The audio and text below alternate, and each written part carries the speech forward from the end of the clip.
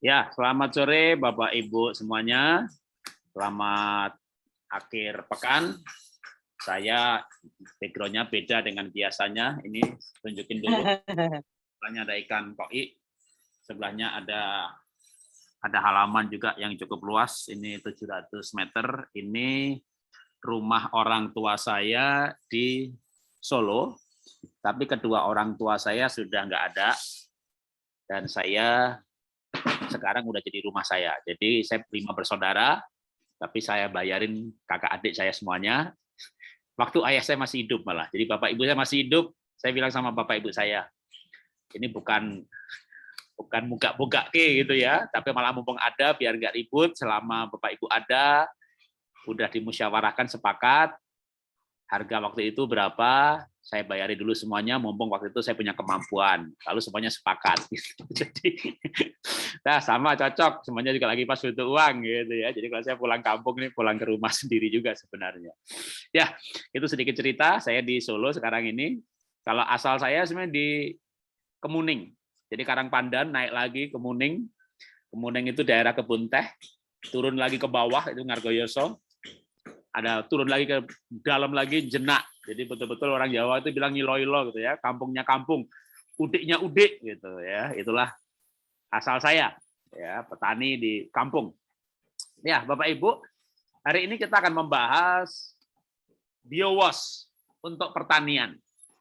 Dan saya berikan judulnya adalah revolusi pertanian gitu ya. Kenapa saya pilih kata revolusi? Karena saya juga belum lama ya, sama dengan mengenal ekoenzim belum lama, mengenal biowas dan Juspro juga belum lama. Tapi betul-betul bagi saya revolusi karena sampai sekarang masih ada beberapa hal yang belum masuk akal. Tapi kalau hanya boleh gitu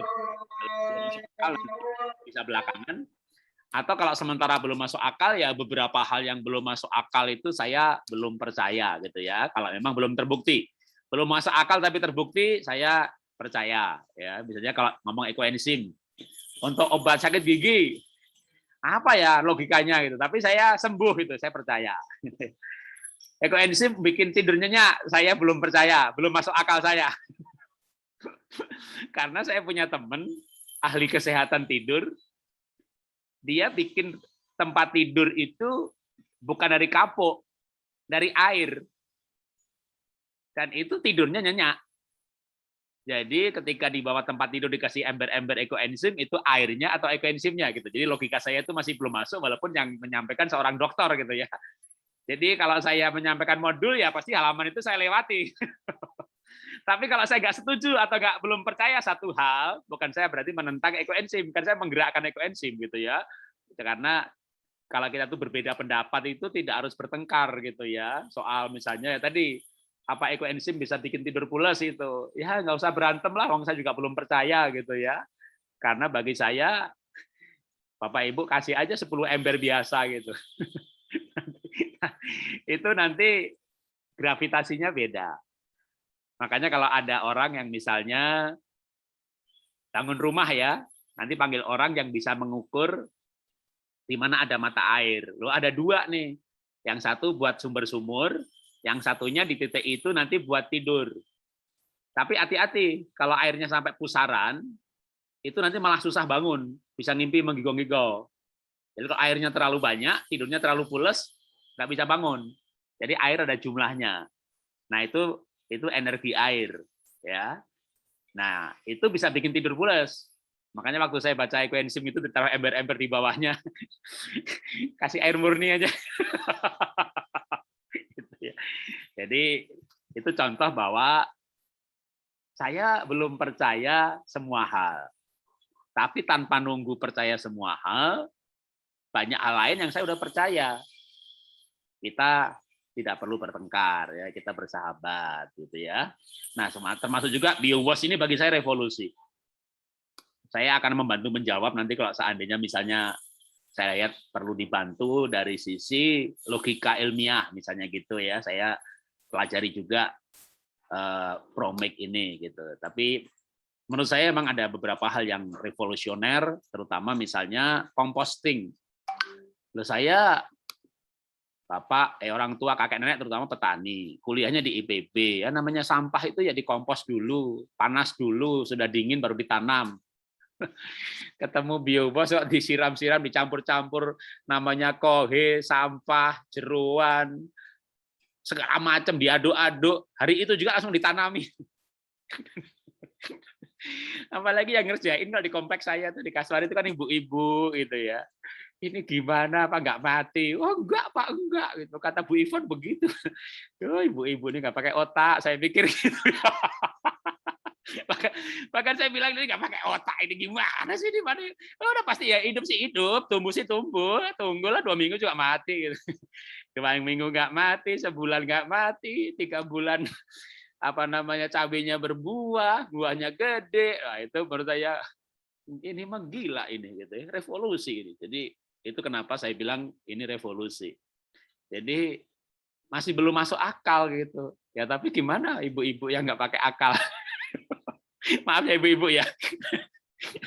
saya bilang ibu-ibu itu nggak pakai akal karena ibu-ibu itu kan pakainya perasaan ya. Aduh sensitif, perasaannya lembut. Kalau anak sakit empatinya luar biasa gitu. Kalau anaknya sakit itu ibu-ibu nangis ya kan. Waduh gimana anaknya dibawa ke dokter, di rumah sakit ditemani. Jadi kenapa nangis? Karena ibunya penuh empati, perasaan. Nah, anaknya sembuh nih. Waduh. Ibunya senang. Ganti bapaknya yang nangis, mumet. Loh, anaknya sembuh kenapa bapaknya pusing? Lihat tagihannya itu loh. Mikir. Bapak itu kan mikir kan. Jadi begitu lihat tagihannya itu aduh pusing aku lihat tagihannya loh. Anaknya sembuh kok pusing toh, Pak. Aku mikir bayarnya piye ya. Ibunya nggak mikir ya. Ibunya seneng kalau anaknya sembuh kok ya seneng lah gitu kan. Karena ibunya nggak pakai mikir ya. Bapaknya lah yang mikir gitu kan. Jadi maafkan kalau saya bilang ini bapak ibu-ibu ini nggak pakai akal ini. Ya omongin sama Bu Ivon aja percaya loh, langsung cari sampah diaduk-aduk. Tapi gara-gara saya ngelihat itu ya jadi percaya juga gitu. Aduh, saya jadi ikut-ikutan sekarang ini kadang-kadang nggak pakai akal juga ya. Jadi saya lihat kenyataan gitu ya. Kenyataannya kok ya hidup ya tanamannya gitu ya. Jadi ya hari ini kita akan bahas itu baik dari sisi pengalaman atau nanti kalau butuh yang sedikit pakai akal gitu ya saya akan coba kalau saya bisa bantu jawab ya. Tapi itulah kenapa judulnya revolusi pertanian. Walaupun BioWash sendiri gunanya banyak banget ya, mirip kayak ekoenzim aja.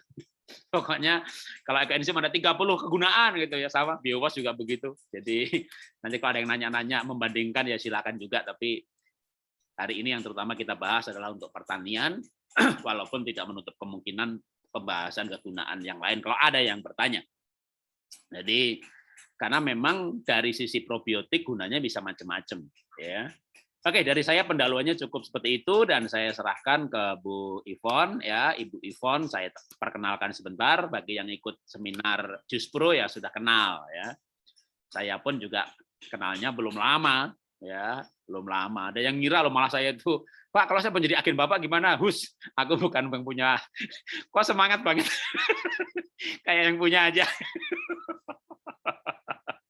Jadi saya ini bukan yang punya, bukan agen, ngasih endorse aja ya, kasih endorse. Memang ya apa salahnya sesuatu yang baik di endorse. Jadi kalau mau tahu yang punya Ibu Ivon ini ya, saya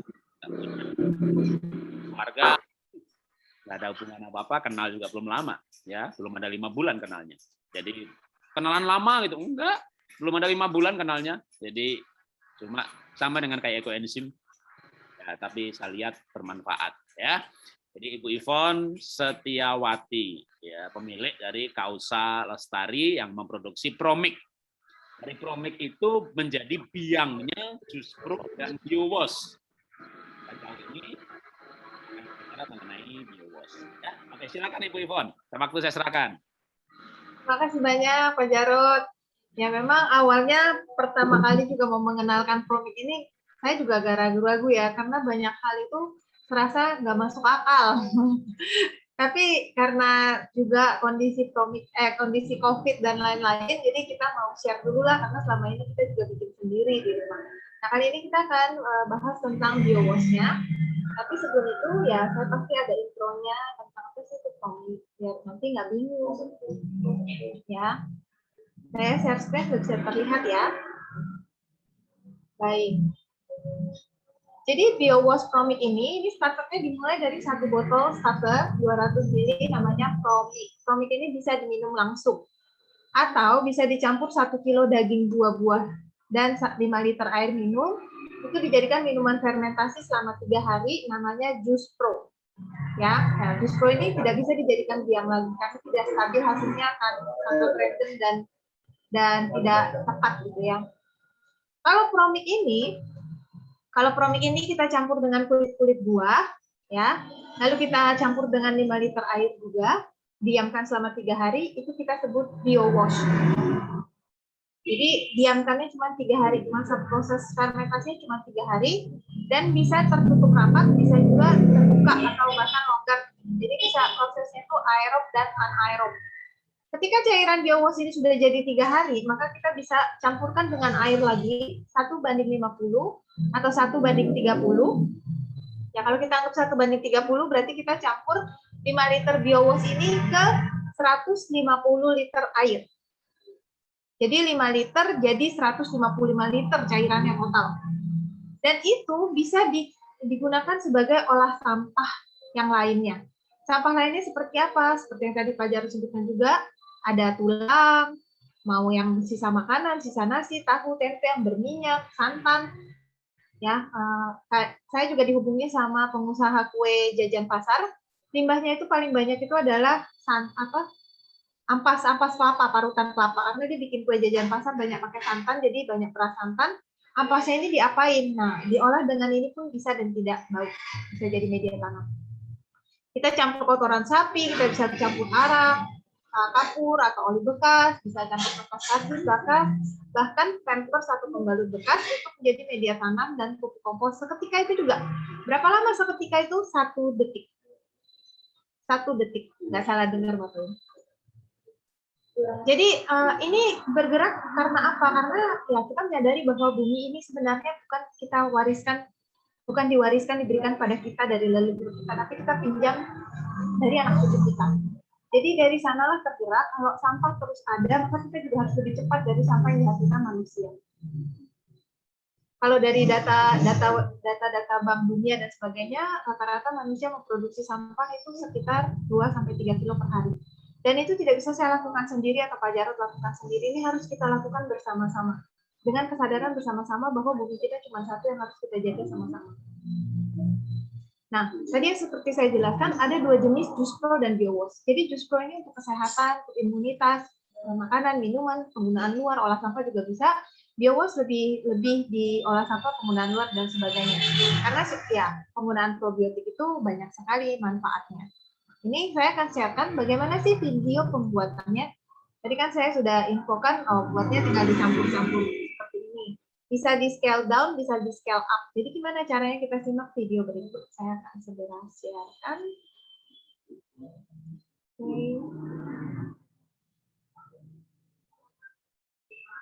Halo keluarga Promik dimanapun Anda berada, nama saya Eka. Saya akan mendemokan cara membuat Juice Pro dan biowash. Kita hanya butuh air, materi rendaman, dan tentu saja Promik sebagai starternya. Pertama-tama saya akan membuat Juice Pro dari jambu. Saya sudah ada wadah yang berisi air layak minum sebanyak 5 liter. Jambu 1 kilo yang sudah saya cuci bersih dan iris tipis-tipis. Dan tentu saja saya ada Promik. Untuk air 5 liter dan materi buah 1 kg, maka Promiknya saya akan pakai 200 ml atau sama dengan 1 botol kecil. Cara membuatnya, cukup campurkan semua bahan, yaitu irisan jambu dan tuang semua isi di botol 200 ml Promik. Kemudian kita aduk. Setelah diaduk, kita tutup dan diamkan selama 72 jam atau 3 hari. Setelah 72 jam nanti akan ada rasa asam hambar bersoda, siap dikonsumsi. Jika tidak ada wadah seperti ini, bisa menggunakan teko, lalu ditutup dengan kain. Fungsinya supaya nggak masuk serangga. Liter air minum dengan setengah kilogram buah. Dan promiknya 100 ml atau setengah botol kecil.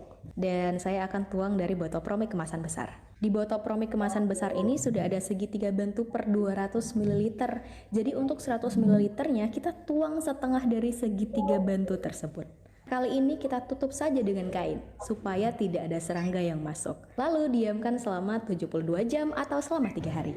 Sekarang kita akan membuat biowash. Saya sudah ada toples plastik bekas yang sudah berisi air 1,25 liter. Ada 250 gram kulit nanas dan juga sudah ada promik. Nanti kita hanya membutuhkan 50 ml promik. Masukkan semua bahan. Nanas tidak perlu dipotong halus karena mulut wadah sudah besar dan tetap bisa menjadi biowash dalam 3 hari. Ini toplesnya saya tutup rapat. Nah, selain menggunakan toples, kita juga bisa menggunakan botol bekas. Botol bekas ini sudah saya isi air keran sebanyak 1 liter. Karena airnya 1 liter, jadi kita membutuhkan 200 gram kulit nanas. Nah, promiknya kira-kira berapa banyak? Promiknya kita perlu 40 ml atau kurang lebih 4 tutup botol kemasan. Setelah semua bahan masuk, kita kocok perlahan botol ini. Karena prosesnya bisa kedap udara, bisa tidak, kali ini saya buka tutupnya. Tidak saya tutup sama sekali. Dan saya diamkan selama 3 hari. Demikian tadi sudah saya tunjukkan pembuatan jus pro dan juga biowash dengan cara anaerob dan aerob. Nah, kalau mau mendapatkan promik di mana, linknya ada di caption.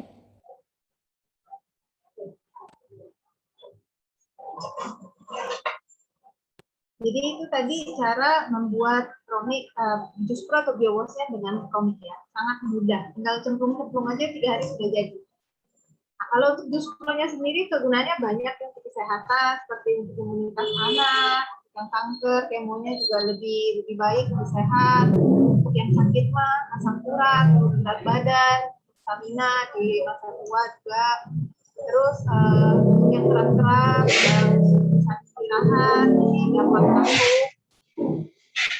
Lalu untuk kompres mata juga bisa, mata lelah, apalagi sekarang kita bisa kompres pakai jus pro-nya. Juga untuk bisa bersihkan luka infeksi, untuk bentol-bentol, gatal itu semua juga bisa. Untuk autis, untuk autoimun juga bisa, nanti lebih lanjutnya bisa dilihat di Instagramnya testimonial promik untuk manfaat yang diminum ya, jus pro. Jadi kan kita bisa bikin 2 jenis, 1 jus pro, 1 biowash. Jadi ini sekedar gambaran kalau yang diminum itu juga banyak efeknya untuk tubuh, seperti diabetes, darah tinggi itu dari April minum, Mei sudah nggak minum obat lagi. Untuk yang COVID, imunitas, sakit mah, itu juga semuanya bisa membantu. Intinya bukan obat dewa, tapi ya membantu kesehatan tubuh kita dari jumlah mikroba yang banyak. Jadi juga darah kental, ya, darah menggumpal, seperti usus, ketika diminumkan oleh jus pro, darahnya mulai memisah. Kasih minum jus pro, ya 1 jam atau 30 menit ya. 1 jam 30 menit Kita cek setelahnya, lagi ulang nih kayak gini. darahnya memisah. Ini juga demikian. Ini dites dengan live blood analysis. Jadi dari sampel darahnya diambil dan dilihat, darahnya tadinya nggak bergerak, menggumpal. Ketika diterapi dengan jus pro, diminumkan, Setelah minum jus pro nih, 30 menit kemudian darahnya sudah memisah dan bergerak. keren ya. Jadi efeknya untuk ke tubuh juga sangat baik kalau kita bikin jus pro-nya. Nah, jadi asam urat, kolesterol, darah tinggi cepat diberesin sama jus pro. Starternya ini promik. Jadi promik ini merupakan sari buah hiperfermentasi. Yang kali ini sudah didepomkan itu adalah dari nanas, dari buah nanas. Awalnya sebelum kita pengurusan depom, promik itu kalau ada yang ikutin dari awal, namanya probiotik microbe. Jadi kita buat dari buah apa aja yang ada di pasar. Kalau ada buah naga, nanas ya nanas, manggis ya manggis, jeruk ya jeruk gitu. Itu karena sudah mau dibikin standar, jadi yang ada sekarang ini dari fermentasi nanas. Dan sudah dicek, sudah ada patogenik, aman untuk diminum, ranking untuk Bepomnya A, sudah ada izin edar juga, dan bahkan promik sudah ke luar negeri, ke Australia, ke Malaysia, ke Amerika juga. Dan di hasil tes labnya untuk alkoholnya sendiri yang 3 hari, 3 bulan, 2 tahun itu semua di bawah 0,05. Jadi Promik ini sebenarnya halal dan kami lagi urus perizinan halalnya. Jadi tidak masalah untuk alkoholnya. Banyak yang bilang minuman fermentasi mengandung alkohol, tapi tidak demikian dengan jus pro dan promik. Nah itu juga akalnya di mana? Mungkin penjelasannya nanti kita cari tahu. Tetapi secara hasil labnya itu memang tidak ada alkoholnya. Dan karena pembuatannya juga bisa tertutup dan terbuka, nggak mesti harus tertutup. Ini juga yang untuk COVID kemarin sempat membantu pasien-pasien COVID yang dokter sudah pulangkan, yang sudah lansia, yang sudah ya kepayahan lah menghadapi virus COVID. Karena virus apapun, obatnya itu hanya antibodi kita, obatnya itu hanya imunitas tubuh kita sendiri. Jadi kita bahas hari ini tentang BioWash-nya. Kalau nanti saya bahas BioWash-nya duluan, biasanya kalau nanti tahu jus pro-nya, image-nya itu udah pupuk diminum gitu ya. Jadi supaya nggak terbalik image-nya, ini sebenarnya bisa diminum dan bisa dijadikan pupuk. Ini adalah salah satu tempat yang sedang saya kelola di Sumatera Selatan, di Banyuasin.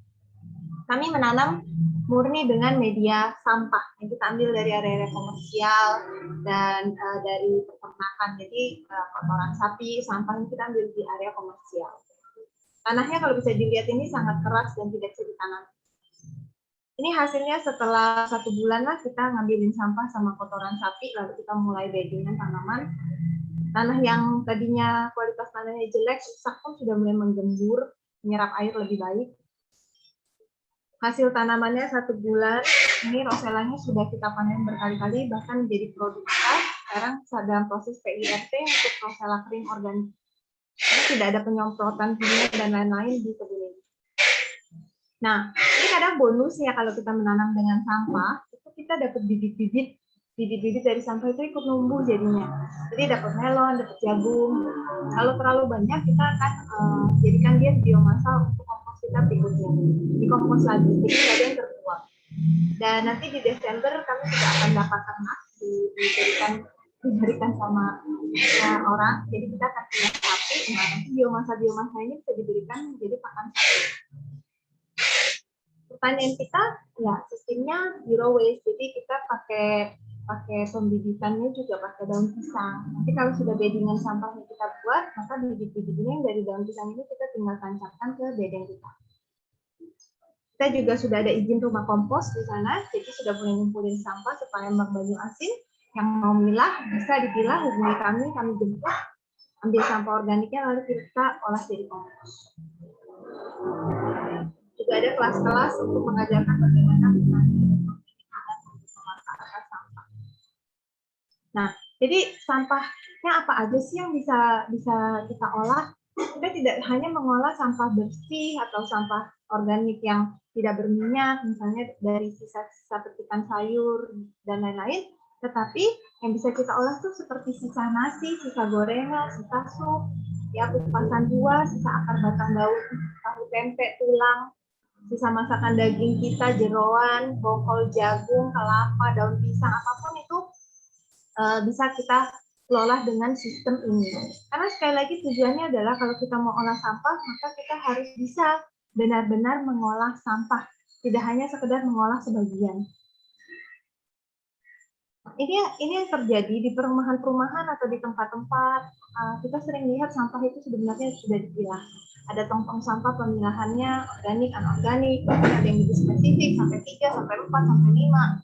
Tapi pada akhirnya semua sampah itu akan digabung dan dibuang ke tempat pembuangan akhir.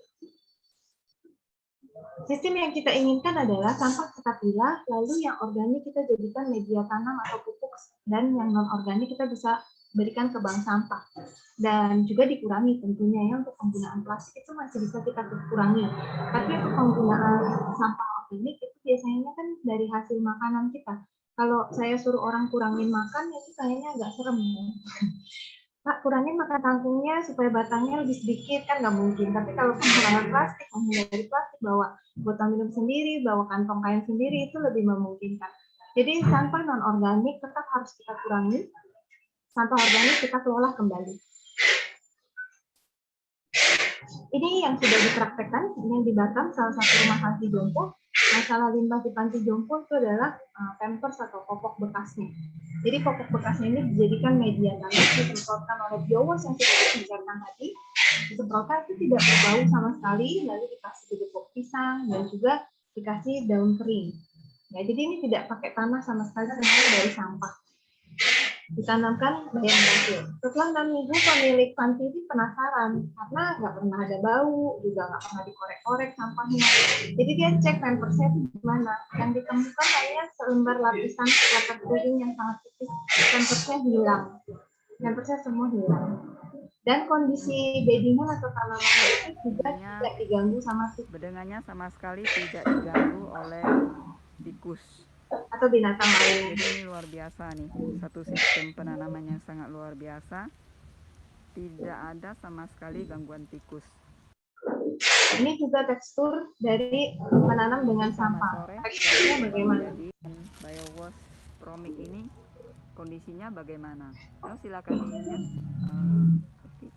Maju aja nggak apa-apa. Maju, orangnya boleh berdiri dulu. Jadi teksturnya juga seperti tanah humus, lembut, gembur ya.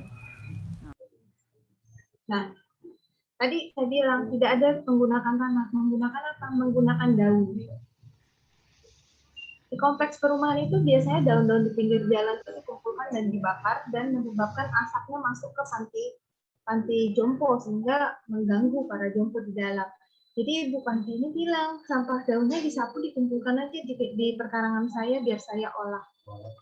Dan ini hasilnya ditanam untuk beddingan tadi, pampers dan batang pisang. Oke. Kalau kita punya sampah di rumah, gimana cara olahnya? Sampah-sampah organik kita bisa kita jadikan satu di baskom, lalu kita siram dengan biowash yang sudah kita cairkan. Diaduk-aduk aja seperti ini, siram rata. Kalaupun siramnya kebanyakan, airnya nanti bisa untuk siram tanaman kita, jadi nggak masalah. Dibasahin aja sampai becek-becek.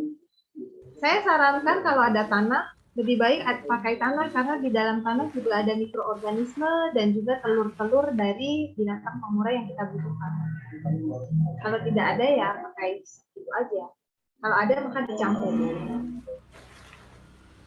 Dan hasilnya tanaman di Panti Jompo itu juga ngejreng-ngejreng, warna bunganya bagus-bagus. Dan Ibu Panti juga mulai menjual kompos dan tanaman untuk biaya Panti Jompo. Ini juga salah satunya yang di Bogor, ini menggunakan sampah dari pasar. Jadi sampah-sampah pasar itu biasanya banyak ya, kalau kubis daunnya jelek atau apa mau dibersihkan, semua itu banyak dibuang. Jadi itu semua disatukan dan sama dibuat seperti beddingan tadi, ditanami tanaman cabai. 70 hari hasilnya seperti ini, kalau yang pakai kimia 130 hari baru sependek ini. Jadi kalau ada petani organik, kadang kalau saya ajak petani secara organik, beliau bilang, oh lama Bu, nanti tanaman saya kurang bagus pakai kimia. Maka dengan cara ini dan sudah disampaikan seperti mana-mana, malah hasil tanaman jadi baik. Suaranya kurang keras Bu Ivon. Baik Pak Jarod, terima kasih. Ini kalau yang ini yang ada di Ekokem Bandung. Kalau ini matikan aja. Kenapa? Suara dari video filenya dimatikan aja karena pakainya dengernya kita hanya dengar berisik-berisik aja.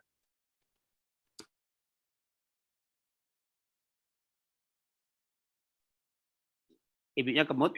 Ya, suara file yang medianya dimatikan aja. Ini gimana? Sudah jelas? Jadi yang suara dari filenya yang dimatikan, karena kalau enggak yang kita dengar hanya kresek-kresek semuanya. Oh gitu. Sekarang gimana Pak? Ya boleh. Jelas. Oke bagus. Makasih Pak Jarod. Baik, kalau yang ini adalah salah satu rumah kompos juga yang ada di Bandung, Ekokem. Jadi kalau di rumah kompos biasanya sampah-sampah itu kita siram sama biowash, kita aduk rata, lalu kita masukkan ke mesin cacah. Jadi hasilnya 5 hari itu udah bagus, udah bisa ya. Kalau karena rumah kompos biasanya komposnya kan komersil, jadi bisa dijual. Jadi bentuknya sudah bagus. Ini yang di Lok Sumawe Aceh juga menggunakan sistem pengolahan sampah dan dijadikan sebagai media tanaman.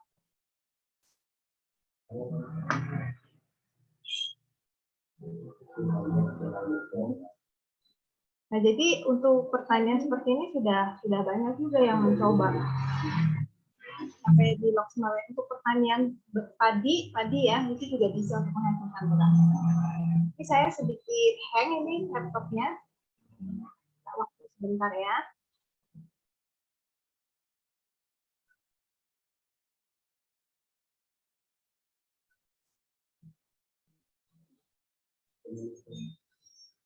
Ini Bapak Ibu lihat slide saya yang mana nih? Dan saya sendiri nggak bisa lihat slide-nya. Ekocamp Bandung, Bu. Oh, masih di Ekocamp Bandung ya. Oke, baik.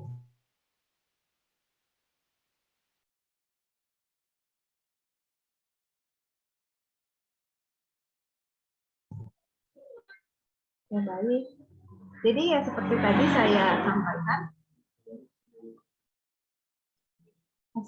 saya sampaikan juga bahwa olah sampah itu jadi cepat dan bisa banyak dan produktif, bisa kita kelola lagi langsung untuk media tanam kita untuk menghasilkan sayur. Satu solusi untuk beberapa hal yaitu solusi sampah dan juga solusi untuk ketahanan pangan sebenarnya. Karena nanti bertambahnya jumlah penduduk juga, maka bisa saja kita akan kekurangan pangan rebutan gitu.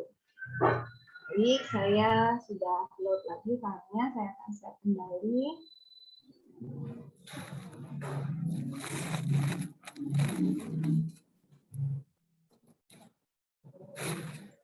Di Ekocamp tadi ya.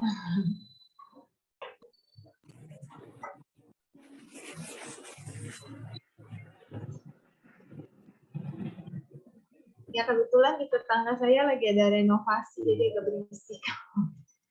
Nah, ini yang di Aceh juga ibu-ibunya menanam dengan sampah. Ini ada di perumahan di Jakarta, Kebonjeruk. Perumahannya ini mengumpulkan sampah-sampah perumahan, ya digabung lalu dijadikan media tanam. Jadi kalau misalnya ada pepaya yang bulat-bulat juga langsung dijadikan media tanam. Dari penduduknya atau dari penghuni perumahannya hanya perlu memilah sampah organik dan anorganik. Lalu ini di karung itu dicampur kotoran sapi. Ya, jadi kotoran sapinya ditaruh, dicampur karena itu salah satu nutrisi juga untuk tanaman kita. Oke. Setelah itu disiramlah cairan biowas yang sudah diencerkan, disiram dengan merata. Jadi kalau mau dibuat juga tidak boleh terlalu tebal ya tumpukan sampah dan kotoran sapinya. Kalau mau tebal maka habis disiram baru ditaruh lagi, baru disiram lagi supaya merata sampai ke bawah.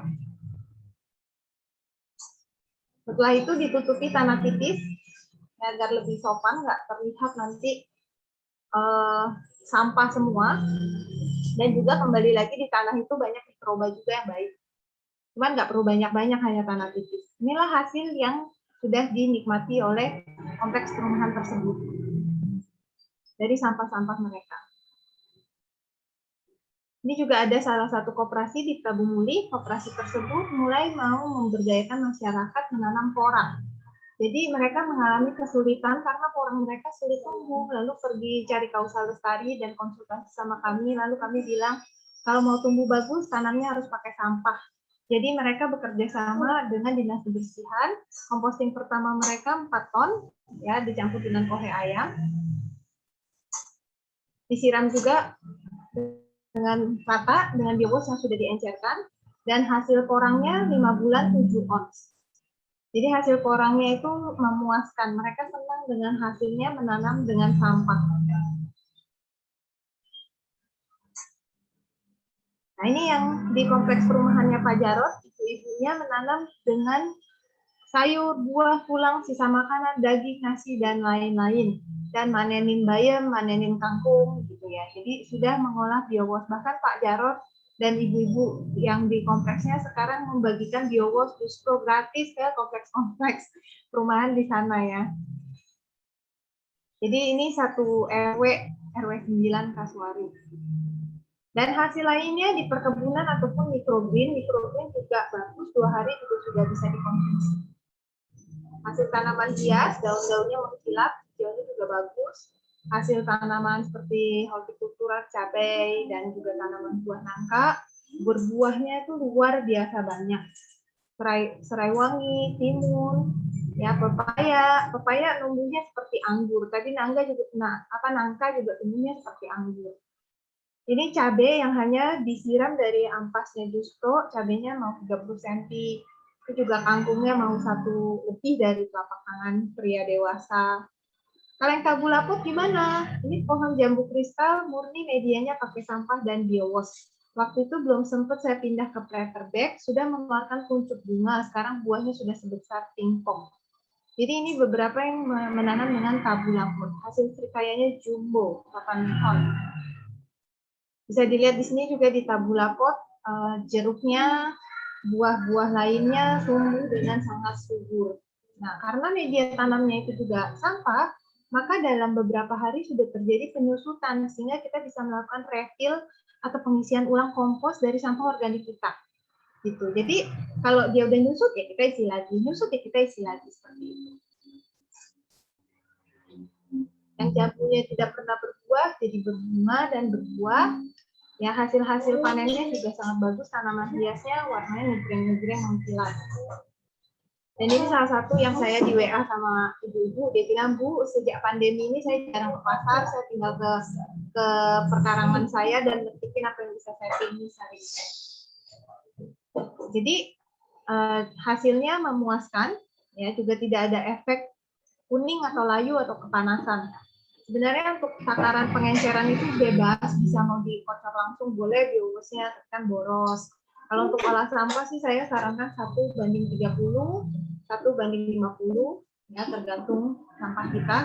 Nanti ada yang sharing juga dia ngolah kohe ayam, kotoran ayam petelur yang baru, panas-panasnya, nah itu dia pakai perbandingan 1:25, baru baunya langsung hilang semua. Kalau 1:30 masih ada bau sedikit, karena ketika dicampur 1:25 itu baunya hilang semua. Ada juga yang menyiram tanamannya, penyiraman biasa pakai 1:1000. Itu pun tanamannya sudah sangat bagus dan memuaskan katanya. Jadi tergantung juga sebenarnya kondisi tanaman, tanah, dan lingkungan kita. Nah, ini juga ada salah satu yang pengelola kompos pakai jeroan. Dia juga penasaran nih, katanya biowash ngolah sampah nggak berbau 1 detik seketika gitu kan. Jadi limbah perut ikan yang biasa diambil di pasar, dia tuangin sama biowash dan ternyata memang tidak berbau. Ya, tanaman hias tidak bagus. Ini juga salah satu yang ada di kompleks Kasuari, kompleksnya Pak Jarod. Beddingan tanamannya dari sampah disemprot 1:80, lalu ditabur biji atau benih kangkung. Sebelum sempat ditutupin sampah, kangkungnya sudah tumbuh.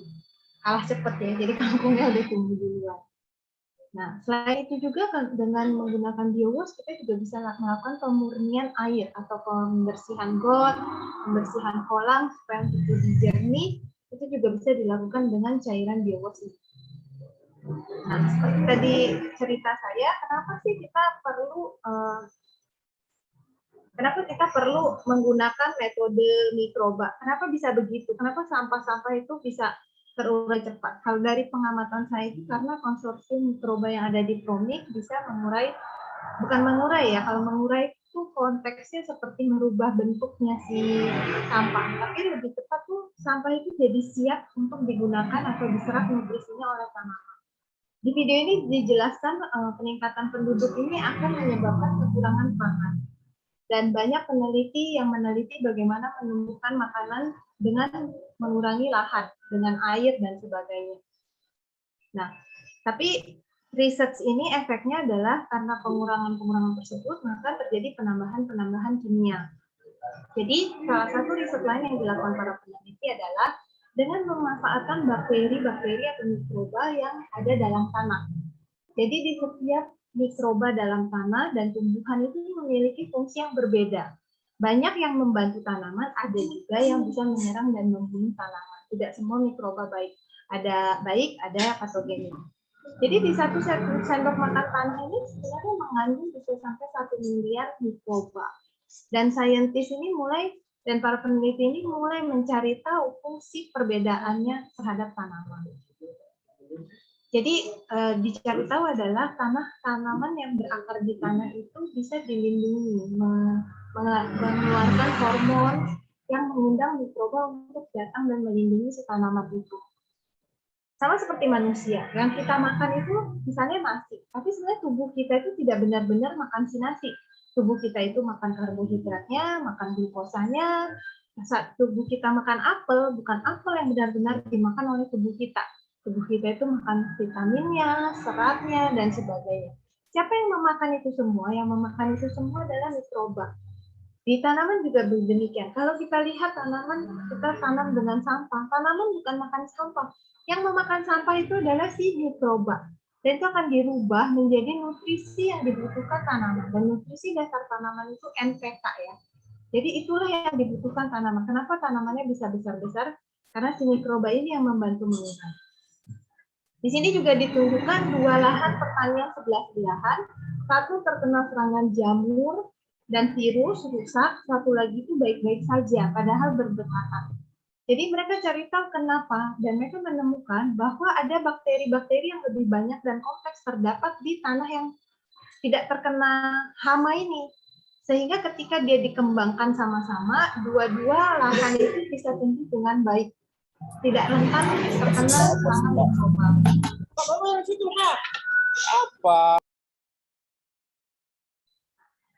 Kalau tadi saya bahas tentang mikroba, lalu siapa yang mengurai? Kenapa saya bisa menanam dengan sampah bentuknya kulit duren, masih jadi kulit duren, tapi pisang saya tetap numbuh, tanaman saya tetap numbuh. Karena kembali lagi mikrobanya dari biowas itulah yang membantu tanaman itu sudah mengurai dan menyerap nutrisinya. Tetapi untuk merubah bentuk fisiknya menjadi yang tadi seperti dari duren, kulit duren atau kelapa atau pisang menjadi seperti tanah, itu ada tugas ini, tugas para cacing, belatung, semut, tugas para pengurai. Jadi kita bisa lihat di video ini yang ada pengurai sama tidak ada pengurai. Oke. Nah, kalau kompos lama, kenapa harus ada dipanaskan lebih dulu, baru nanti udah dingin baru bisa kita kompos. Proses kompos lama itu karena bisa panas untuk membunuh bakteri patogenik. Ketika bakteri patogenik itu tidak ada, malah saat itu juga teman-teman pengurai kita seperti cacing, belatung, dan lain-lain baru bisa memakan kompos kita lah istilahnya, sampah kita. Sehingga membutuhkan waktu yang lebih lama. Harus nunggu dulu dia bisa disamperin sama pengurai kita, baru bisa dipakai kompos. Tapi kalau untuk biowas, tahap patogenik, pemanasan itu di-skip. Sehingga lebih ramah lingkungan, tidak menyumbang efek panas gas rumah kaca. Jadi ini kira-kira gambarannya, kalau kompos itu kita punya materi organik yang nyamperin atau yang menghandle pertama itu adalah jamur dan bakteri. Kalau ini sudah selesai terhandle, sudah ada patogenik, maka pengurainya baru datang. Ya, jadi proses panas di kompos yang lama itu adalah untuk membunuh bakteri yang tidak baik, tapi kalau di biowas itu sudah dijadikan bagus. Makanya kemarin saya juga sama Pak Jarod dikasih tahu, oh di sini bisa loh tes untuk disinfektan, saya sudah kirim promiknya untuk dites koefisien fenolnya untuk sebagai disinfektan. Nah, kita juga kalau bergerak di bidang pertanian terutama kita harus aware terhadap perubahan iklim dan juga terutama iklim-iklim perubahan yang ekstrim. Salah satunya sudah terjadi di Brasil dan menggagalkan banyak panen. Bumi kita nggak akan pernah sama lagi sekarang. Ini adalah gambaran dari website NASA di bumi kita di tahun 1884. Ini 1945, 1981, 2001, dan kita bisa lihat bumi kita itu semakin bukan hanya kuning, menjadi oranye, dan bahkan sekarang itu menjadi merah. Jadi bumi kita ini sebenarnya sudah terluka, suhu udara sudah tidak bagus, ya sampah sudah banyak di mana-mana. Bagaimana kita mereverse atau setidaknya memperbaiki keadaan ini? Kabar baiknya adalah nanti bisa dilihat di salah satu film dokumenter namanya Kiss the Ground. Di situ juga menjelaskan bagaimana tanah yang baik itu bernafas.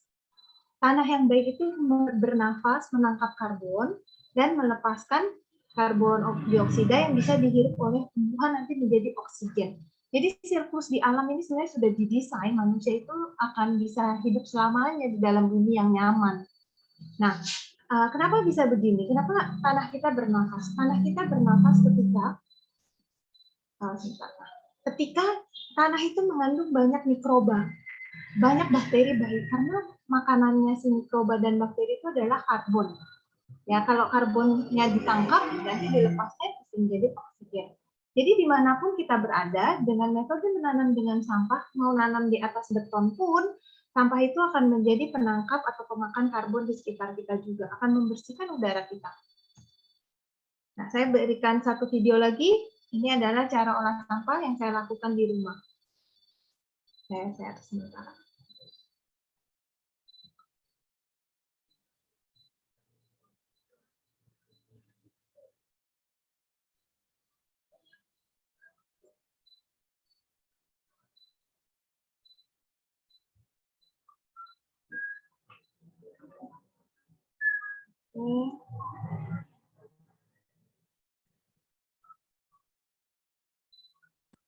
Pasti.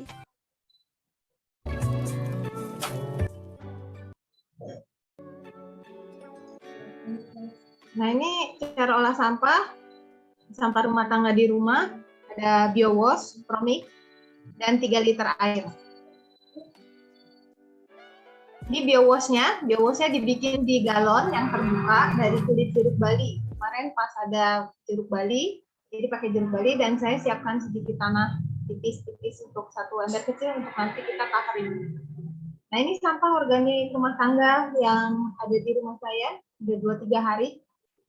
Jadi setiap saya nimbun sampah istilahnya, saya nanti sirumin dulu dengan biowash biar nggak terlalu bau. Dan bisa Bapak Ibu lihat juga banyak lalatnya. Nggak ada lalat malahnya. Ini ada kulit rambutan, ada brokoli utuh, tapi dia sudah busuk karena lupa dimasak. Ya, kulit pisang, selada, tisu bekas teh, kalau ada kopi juga bisa, bekas ampas-ampas kopi, kertas, sisa-sisa nasi yang kemarin-kemarin, ya, sisa-sisa potongan buah. Nah, lalu kita ada biowash dan air. Kita encerkan 1:30. Jadi untuk 3 liter air saya cuma butuh 10 sendok biowashnya. Nah, 10 sendok biowashnya. Setelah itu kita aduk. Kita campurkan ke sampah kita.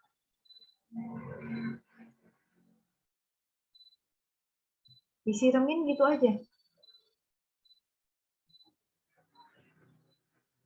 Kita aduk rata, pastikan semuanya terbalur dengan cairan biowashnya. Pastikan cairannya juga cukup.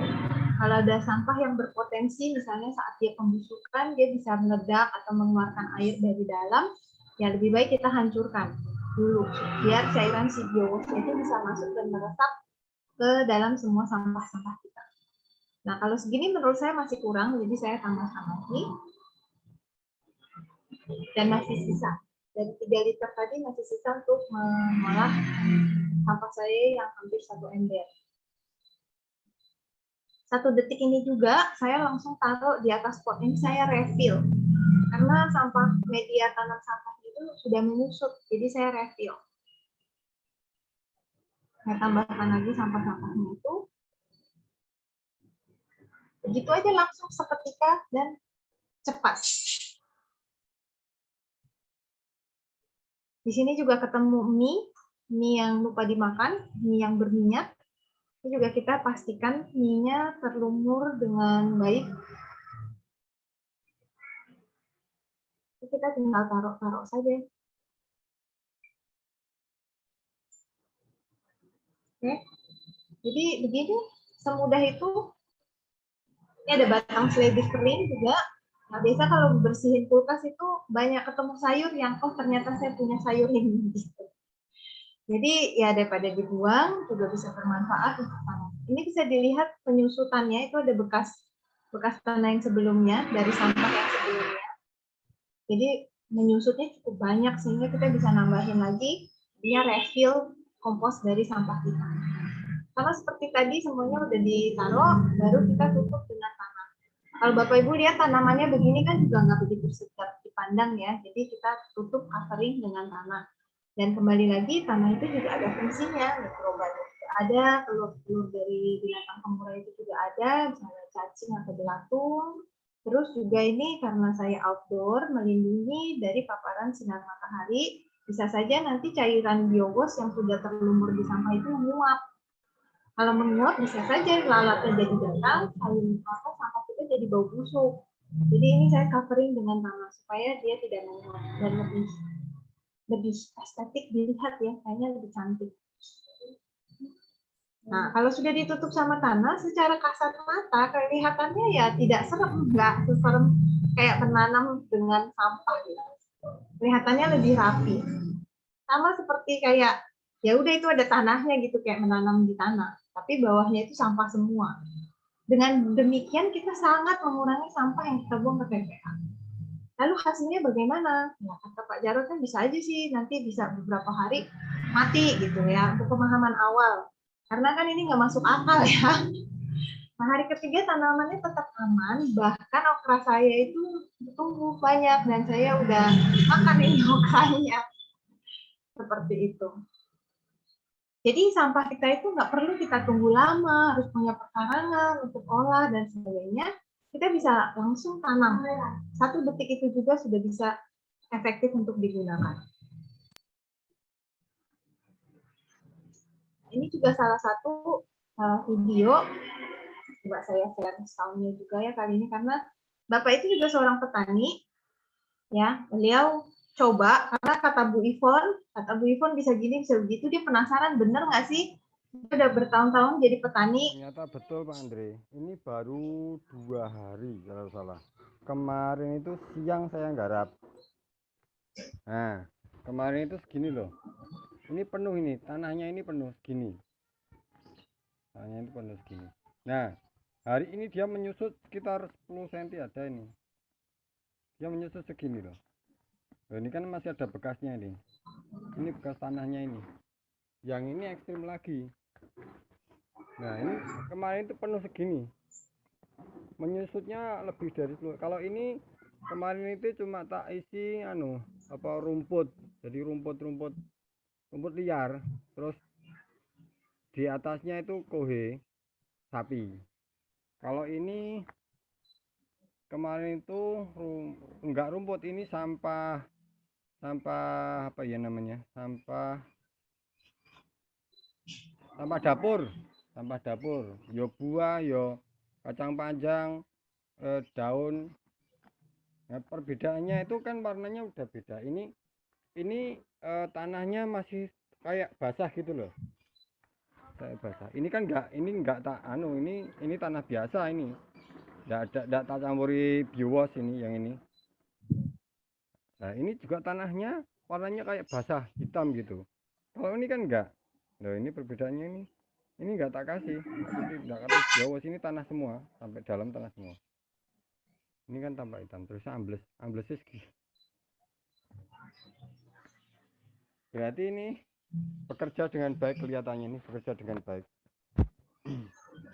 Kemungkinan 15 hari lagi betul sudah jadi kompos. Ini mungkin nanti jadi separuh ini nanti.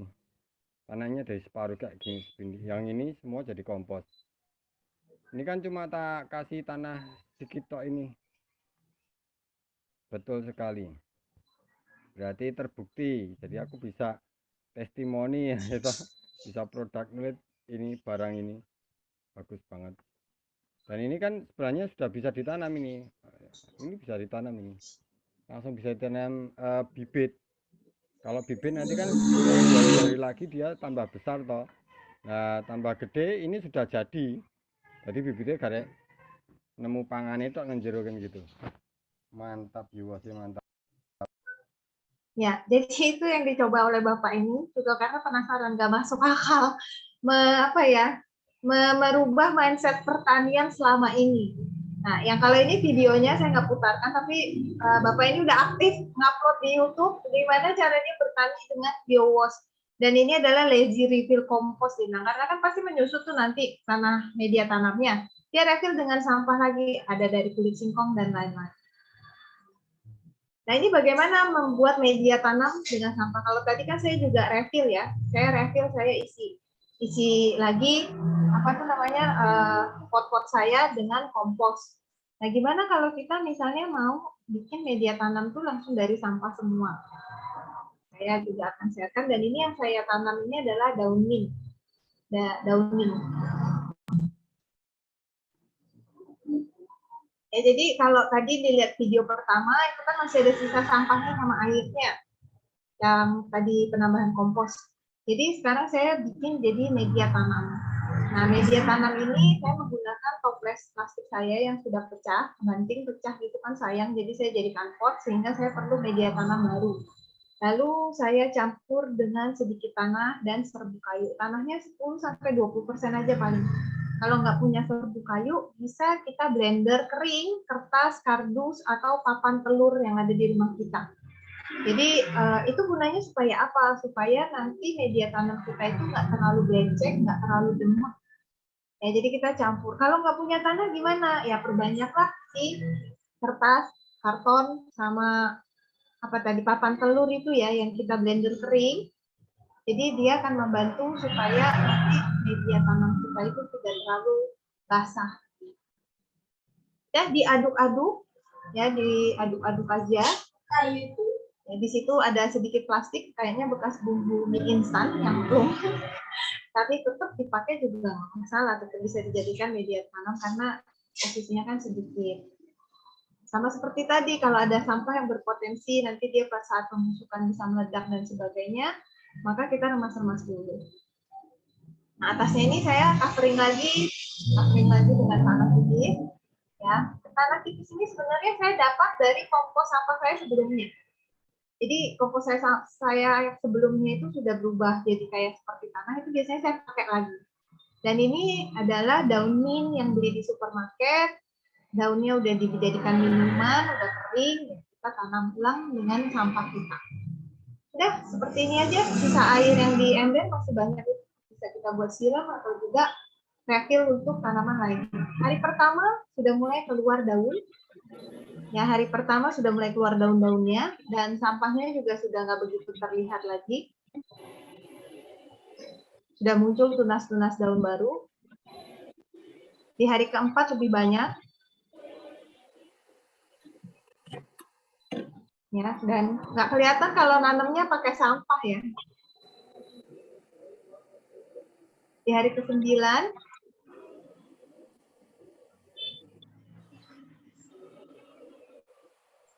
di hari ke-14 sudah makin tinggi tanamannya, juga sudah makin lebat. Dan ini bahkan lebih banyak dari apa yang saya beli di supermarket. Ini di hari ke-14 sudah lebih banyak dari apa yang saya beli di supermarket. Ini di hari ke-22. Di hari kedua sudah seperti ini. Jadi ya, kita bisa menanam dari sampah, dari sisa makanan kita jadikan makanan lagi. Kita jadikan sumber pangan kita lagi. Oke.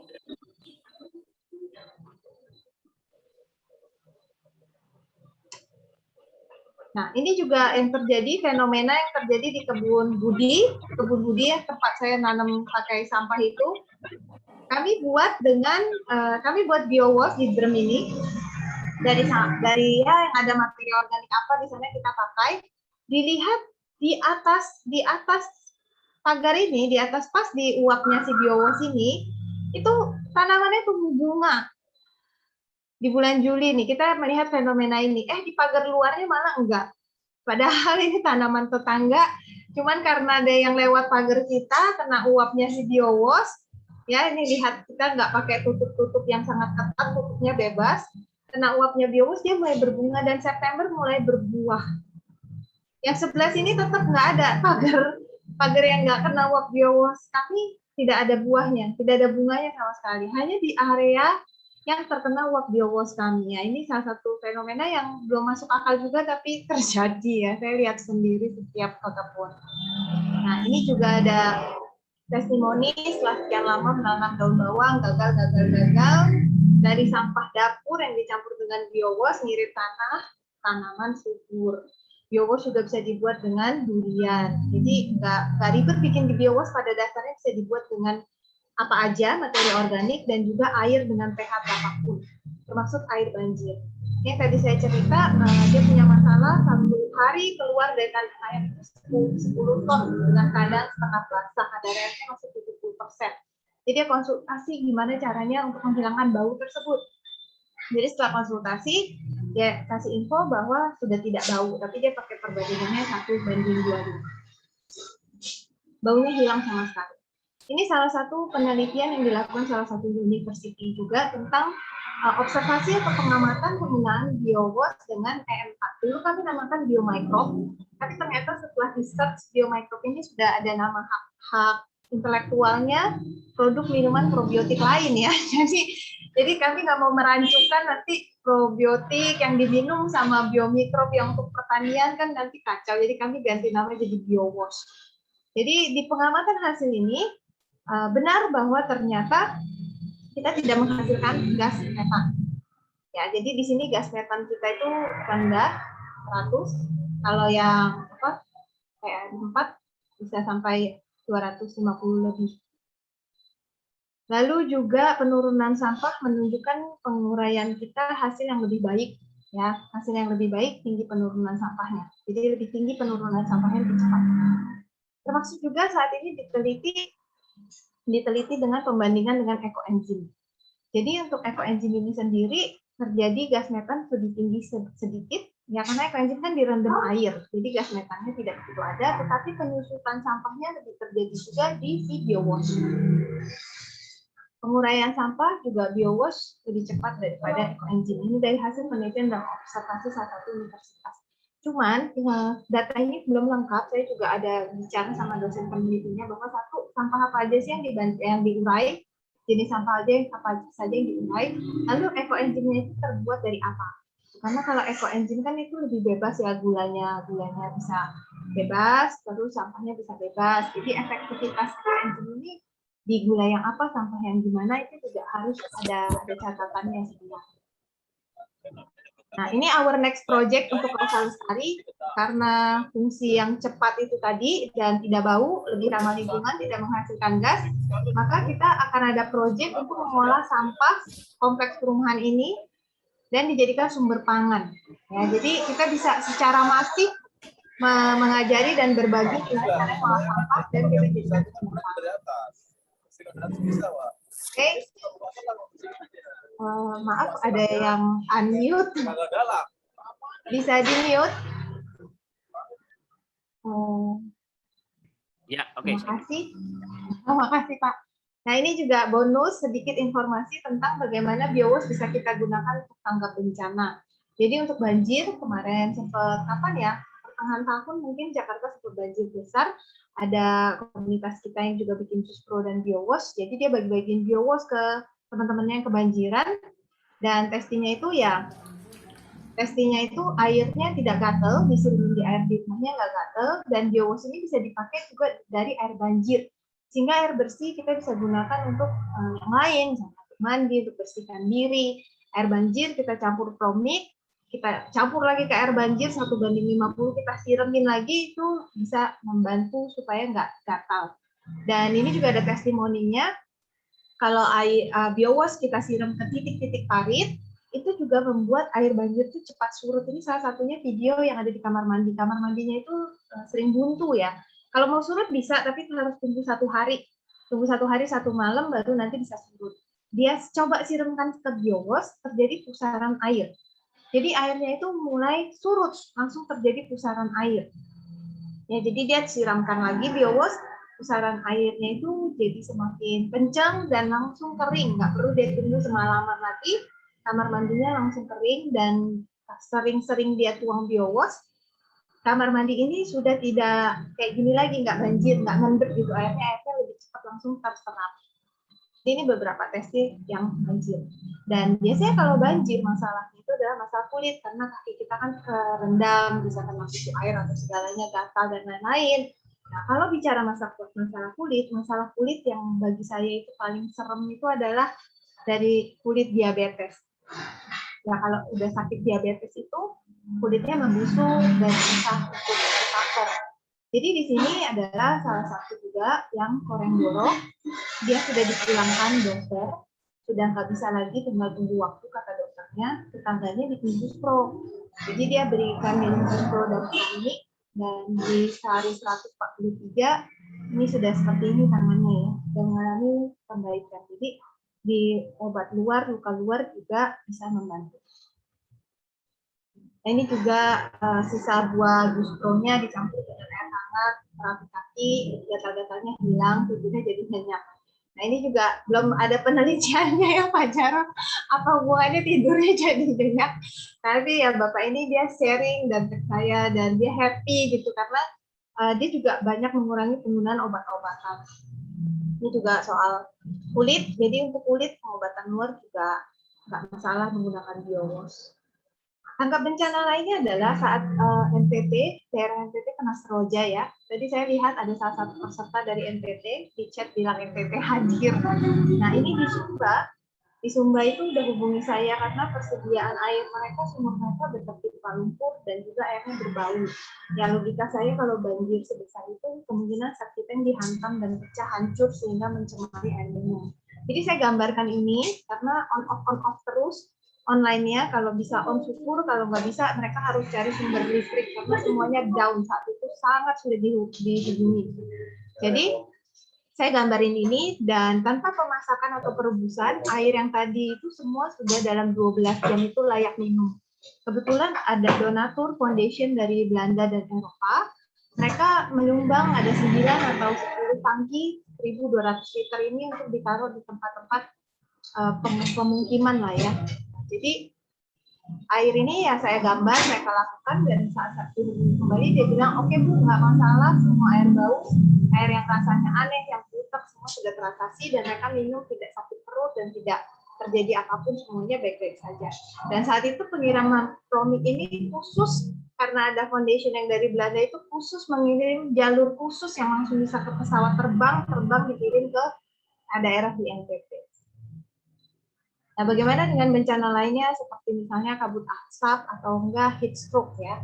Panas yang kadang bisa berlebihan yang bikin kita tuh kering, rasanya sumpek. Karena di setiap rumah di Indonesia punya kipas angin, ini cara yang tergampang. Ambil embernya, ya tuangin isopropyl biowash-nya, terus peras, taruh di kipasnya. Oke.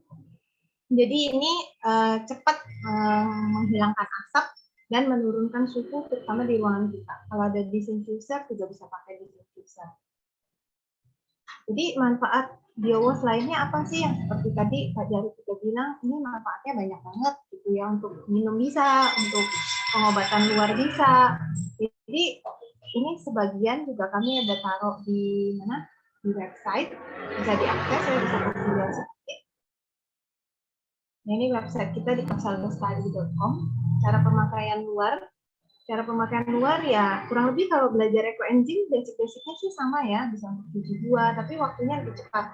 Ini 5 menit aja udah bisa kelihatan airnya jadi licin, kalau memang dia ada pestisidanya jadi kayak berminyak.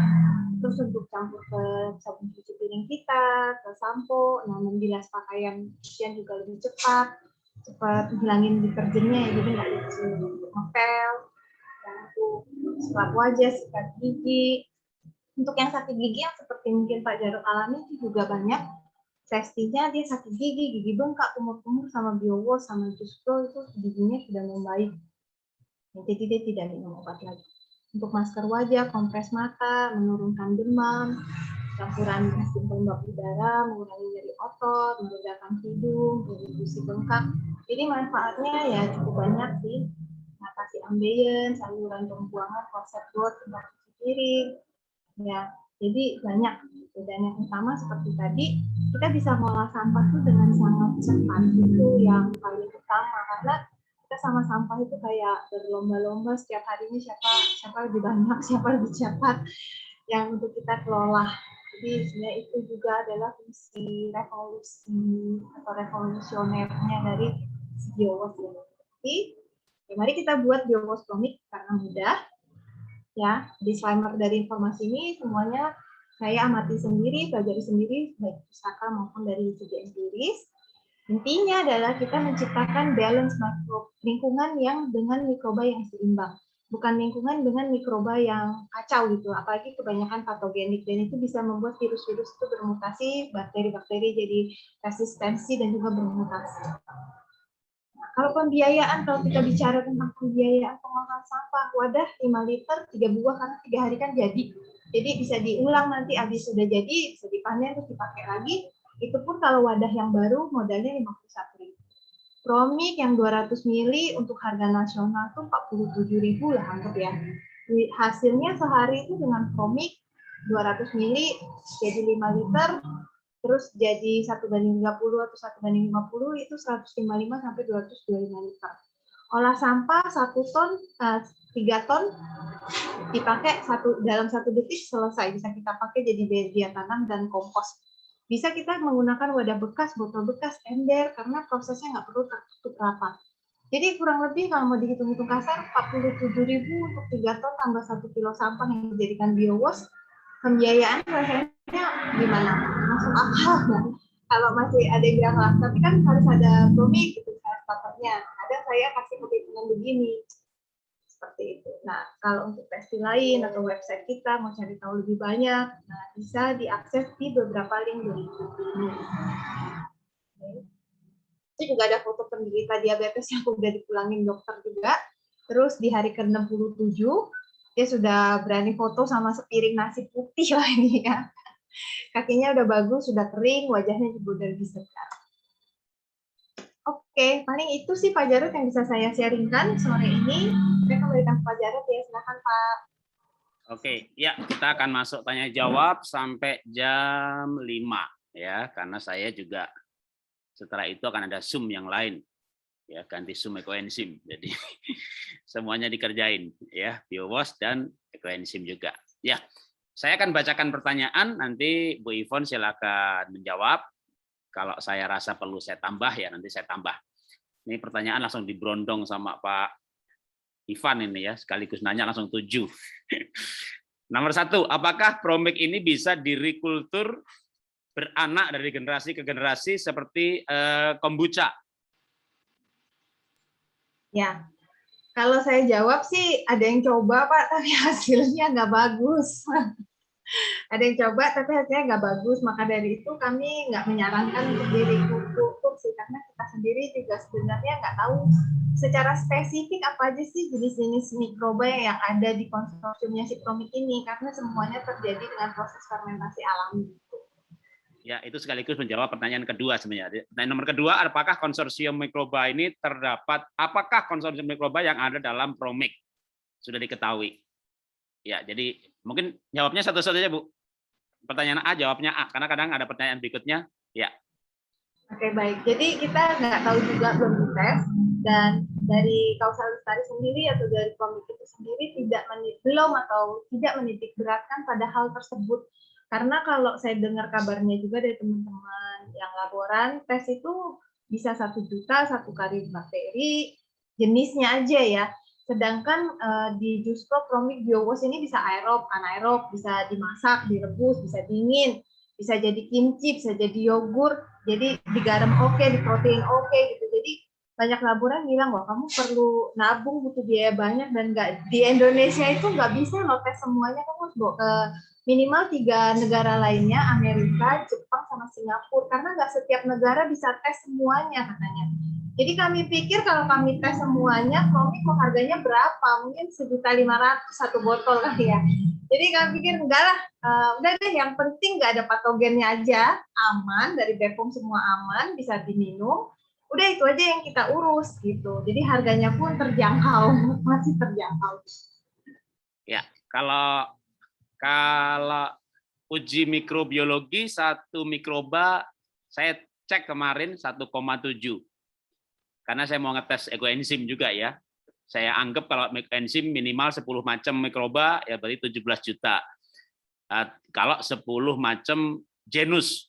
Karena dalam 1 genus masih ada spesies yang bisa ratusan. Tapi kalau mau ambil 10 ya 17 katakanlah begitu. Tapi mungkin saya coba bantu jawab sedikit soal mikroba, paling tidak salah satunya saja ya, tapi ada dasarnya.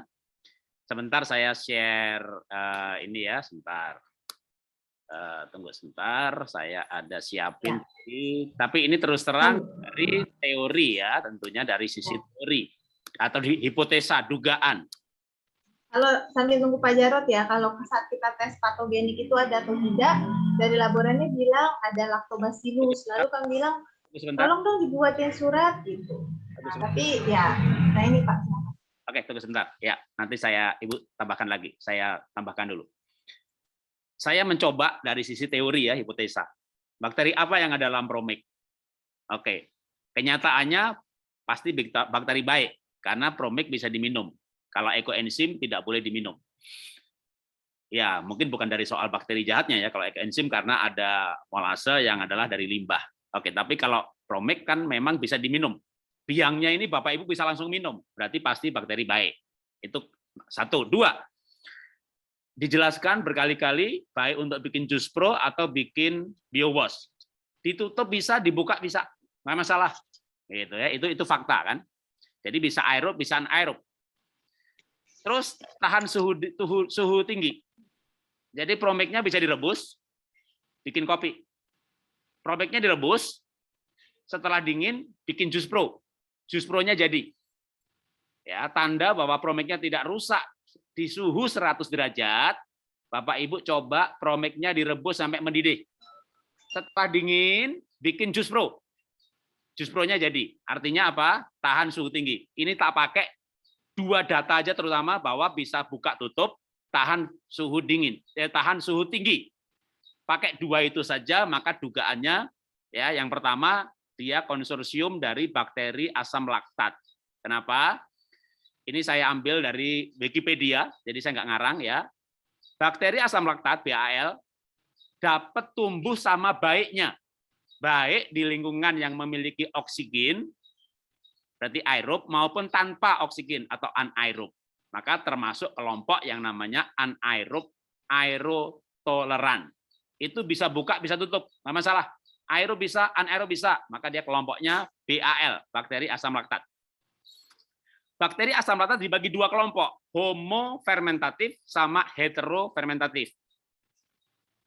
Badan POM menyatakan Promik alkoholnya di bawah 0,01. Berarti nggak ada alkohol.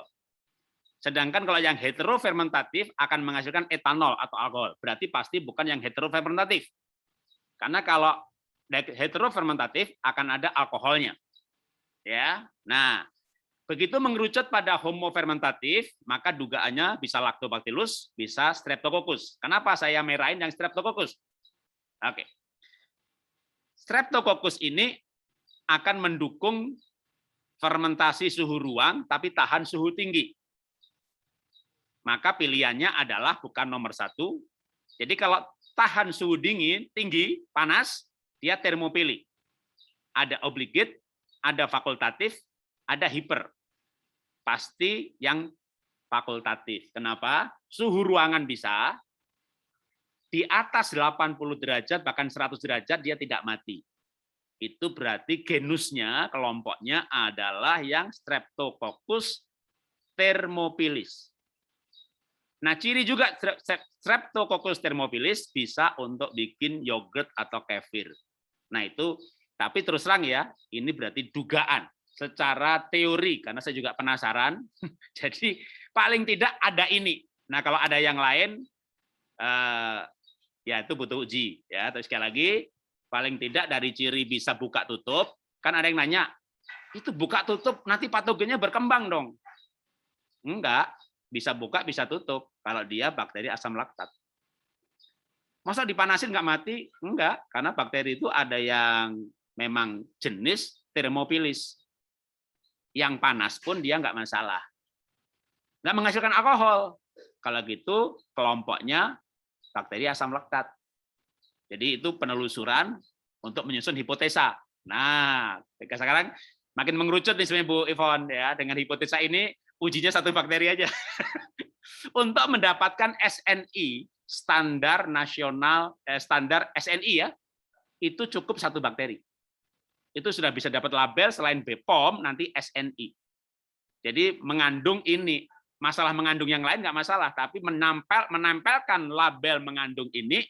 Kayak untuk disinfektan juga 1 bakteri jahat yang dilawan cukup untuk mendapatkan SNI, ya bukan POM ya, tambah jadi nanti ada SNI-nya, ada POM-nya. Itu 1 bakteri identifikasi cukup, ya. Oke, itu tambahan dari saya. Sekarang kita lanjutkan ya. Ini tadi saya nyiapin aja tuh, taunya muncul pertanyaan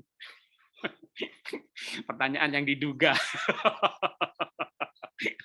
Ya, pertanyaan berikutnya ya. Apakah Promik bisa menciptakan mama nata atau mama seperti kombucha, mama enzim? Oke, silakan Bu Yvonne sekarang. Jawabannya bisa. Bisa, jadi banyak juga yang bikin bisa muncul dan bisa dimakan. Gitu. Jadi jadinya kayak nata de coco, bisa kenyal gitu. Iya, iya. Atau dia kayak selembar jelly tipis gitu. Kayak Seperti masker kolagen. Kalau kombucha agak tebal, tapi ini mungkin kombucha yang baru-baru muncul gitu. Yang tipis. tipis. Oke, Ada juga yang dia bisa dapat agak tebal, tapi saya belum pernah lihat. Mungkin karena fermentasinya cepat juga 3 hari ya. Jadi belum benar-benar lihat yang tebal banget gitu. Tapi 3 hari itu sudah ada jelly tipis atau kombucha muda yang sangat tipis gitu. Itu bisa. Karena biasanya lapisan kombucha itu paling enggak 7 hari, sedangkan BioWash dan Juicepro 3 hari dipanen. Jadi kalau muncul tipis mungkin. Nah, tapi saya yakin kalau direbus dulu biopromiknya nggak akan muncul kombucha atau mama jelinya. Kenapa? Karena mama jelly itu muncul kalau dia ada bakteri yang namanya Acetobacter psillinum. Ya, nata de coco itu dibuat dengan starter, yaitu bakteri Acetobacter psillinum itu untuk membuat nata de coco.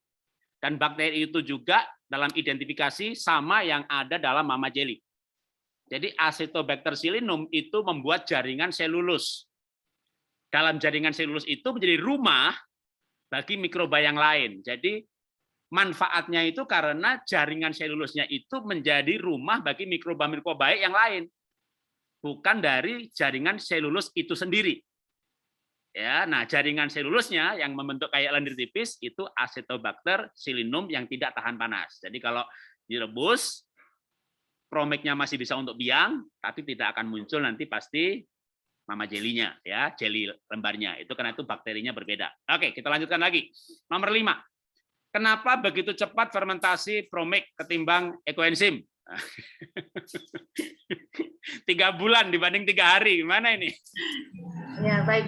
Kalau dari pengamatan juga ya, karena kan tadi kami tidak menitik beratkan dari penelitiannya, belum ya. Saya lagi mikir juga nih Pak Jarod, karena gaul sama Pak Jarod yang mau ambil S3, jadinya S3 mikrobiologi. Ini pengaruh positif dari Pak Jarod ini. Nah, jadi oke, balik ke pertanyaan dulu. Ya, kalau kita lihat secara pengamatan lah ya, karena kita percaya bahwa di promik ini ada konsorsium bakteri. Gitu. Jadi ya kalau misalnya lah kayak ekoenzim bisa nggak dikasih garam? Nah teman-teman sih ada bilang kalau dikasih garam mati, jadi bau busuk. Kalau promik dikasih garam malah untuk orang yang autoimun minumnya pakai garam Himalaya karena mengandung banyak mineral yang tinggi. Orang autoimun itu perlu perbaikan mineral juga atau asupan mineral dan lebih gampang kalau ditambahkan garam Himalaya ke minuman promik ya jadi di booster atau ke Juicepro-nya. Jadi ya karena kayak misalnya kalau saya ibaratkan secara simpel, karena biasanya saya nggak menjelaskan di ranah ilmiah dan akademis, saya menjelaskan di ranah ibu-ibu ya Pak Jarod, tempat bergaulnya ibu-ibu. Ibaratnya kalau kita mau bangun rumah, kalau kita cuma punya 2 tukang, ya kita gambar rumahnya nih, kita punya 2 tukang. Jadinya bisa 3 bulan, karena tukangnya cuma 2. Nah kalau kita bangun rumah yang sama, terus kita hire 200 tukang, atau 20 tukang, atau 100 tukang, ya 3 hari juga bisa jadi. Dengan bahan semen yang cepat kering dan sebagainya 3 hari bisa jadi. Jadi kembali lagi kenapa bisa begitu? Kembali ke jenis-jenis mikrobanya yang banyak. Jenis-jenis mikroba yang banyak. Kalau yang di hasil lab kan itu kemarin yang tadi mungkin saya menceritakan yang pas kita tes patogenik itu dia bilang dari laboratorium ini ada lactobacillus, Bu, ada lactobacillusnya. Nah, lalu kami tanya, karena kan kita tesnya di dinas kesehatan, bikinin aja surat keterangan ada lactobacillus ya. Nggak bisa Bu, kami di sini cuma untuk uji patogen, cuma ngasih tahu Ibu aja, katanya gitu. Lalu kalau yang diuji di ITB, karena ada teman gitu, jadi dia bantu masukin ini untuk uji, itu ada 3 nama jenis bakteri juga yang bahkan kita nggak kenal, jarang dengar gitu. Jadi ya masih banyak PR sih bagi kami kalau untuk mengidentifikasi mikroba itu, dan tadi salah satunya Pak Jarod yang sudah mengerucutkan hipotesisnya itu juga keren banget. Makasih Pak. Oke, ya jawaban saya kenapa ESI lama karena ekoenzim nggak pakai starter. Jadi kalau pakai starter bisa pakai EM4, Promik salah satunya ya. Di grup kan kita udah bahas juga ada EM4, ada bioenzim, banyak sekali. Di toko-toko trubus, toko-toko pertanian dijual aneka booster, starter untuk probiotik tanaman, khususnya kalau kita bicara mau untuk tanaman, untuk pupuk ya. adanya starter, maka bakterinya sudah terbentuk, tinggal dimultiplikasi 3, 7, kalau saya menyarankan sebenarnya, sampai 14 hari. Karena itu sebenarnya kalau lihat nama bakterinya diketemu, dimasukkan grafik pertumbuhan, duplikasi mulai 3 hari, 7 hari maksimal. Maka kalau saya buat BioWash, saya bagi-bagi ya, satu RW saya 300 rumah, tiap rumah saya bagi BioWash gratis, biar nyoba semuanya. Jadi lab saya itu sebesar RW, mempercepat penelitian gitu ya. Nah, BioWash dan juga yang lain-lain itu ada starternya. Jadi mikroba baiknya sudah ada, tinggal diduplikasi. Pakai BO makanannya si starter. Nah, kalau ekoenzim kan nggak pakai starter. Dikasih gula, molase. Maka agak panjang karena terjadi fermentasi sampai mikroba baiknya terbentuk, mikroba jahatnya mati karena dibikin suasana yang anaerob. Lalu nanti mikroba yang ada ini berkembang biak, jadi prosesnya cukup panjang. Yang kedua, penekanan dari Promake dan juga EM4 sebagainya menurut saya lebih pada ke mikroba baiknya. Jadi, apa ini Promake? Mikroba baik. Yang lewat JUSPRO diduplikasi, lewat BioWash diduplikasi. Sedangkan ekoenzim penekanannya pada enzimnya, maka namanya ekoenzim, bukan ekomikrob, bukan ekomikroba. Nah, untuk produksi enzim oleh mikroba, karena satu jenis mikroba menghasilkan satu jenis enzim. Nah, bikin enzimnya itu yang lama. Jadi memang kalau ditanya ekoenzim kok bisa lama? Ya, selain bikin rumah 200 tukang dengan 3 tukang, juga saya harus bandingkan, maaf nih Bu Ivon ya, bikin sepeda sama Apart ya beda lah. Jadi maaf nih kalau saya bilang Promake ini sepeda gitu ya, ekoenzim Apart. Tergantung fungsinya. Jadi ekoenzim ya sesuai dengan namanya aja, enzim gitu. Jadi penekanannya pada enzimnya, ada mikrobanya. Sedangkan probiotik Promake menurut saya yaitu mikroba. Tapi nanti mikroba ini dimasukkan ke dalam tubuh, diminum, di tubuh dia menghasilkan enzim. Jadi tujuannya minum probiotik adalah memasukkan mikroba ke dalam tubuh kita. Menaruh mikroba di dalam tanaman, di tanah, di akar. Mikrobanya bikin subur, gitu ya. Makanya kalau mikroba banyak-banyak, akarnya nggak akan mati, daunnya nggak akan kering. Kalau enzim bisa kering daunnya kalau kebanyakan. Beda dosis bisa seperti itu. Itu sekaligus menjawab nanti pertanyaan yang lain ya. Mikroba nggak bikin daun kering, tapi enzim kebanyakan nanti bisa ya daunnya kering. Ya. Oke, apakah BioWash bisa mendegradasi? Tadi menurut saya sudah dijelasin ya bahwa BioWash-nya tidak mendegradasi materinya, tapi nanti yang mengurai adalah pihak lain yang datang akibat setelah proses oleh BioWash. Jadi menurut saya tadi ini memang pertanyaannya saya tahu ditulis sebelum presentasi selesai. Oke, kita lanjutkan ya. Terus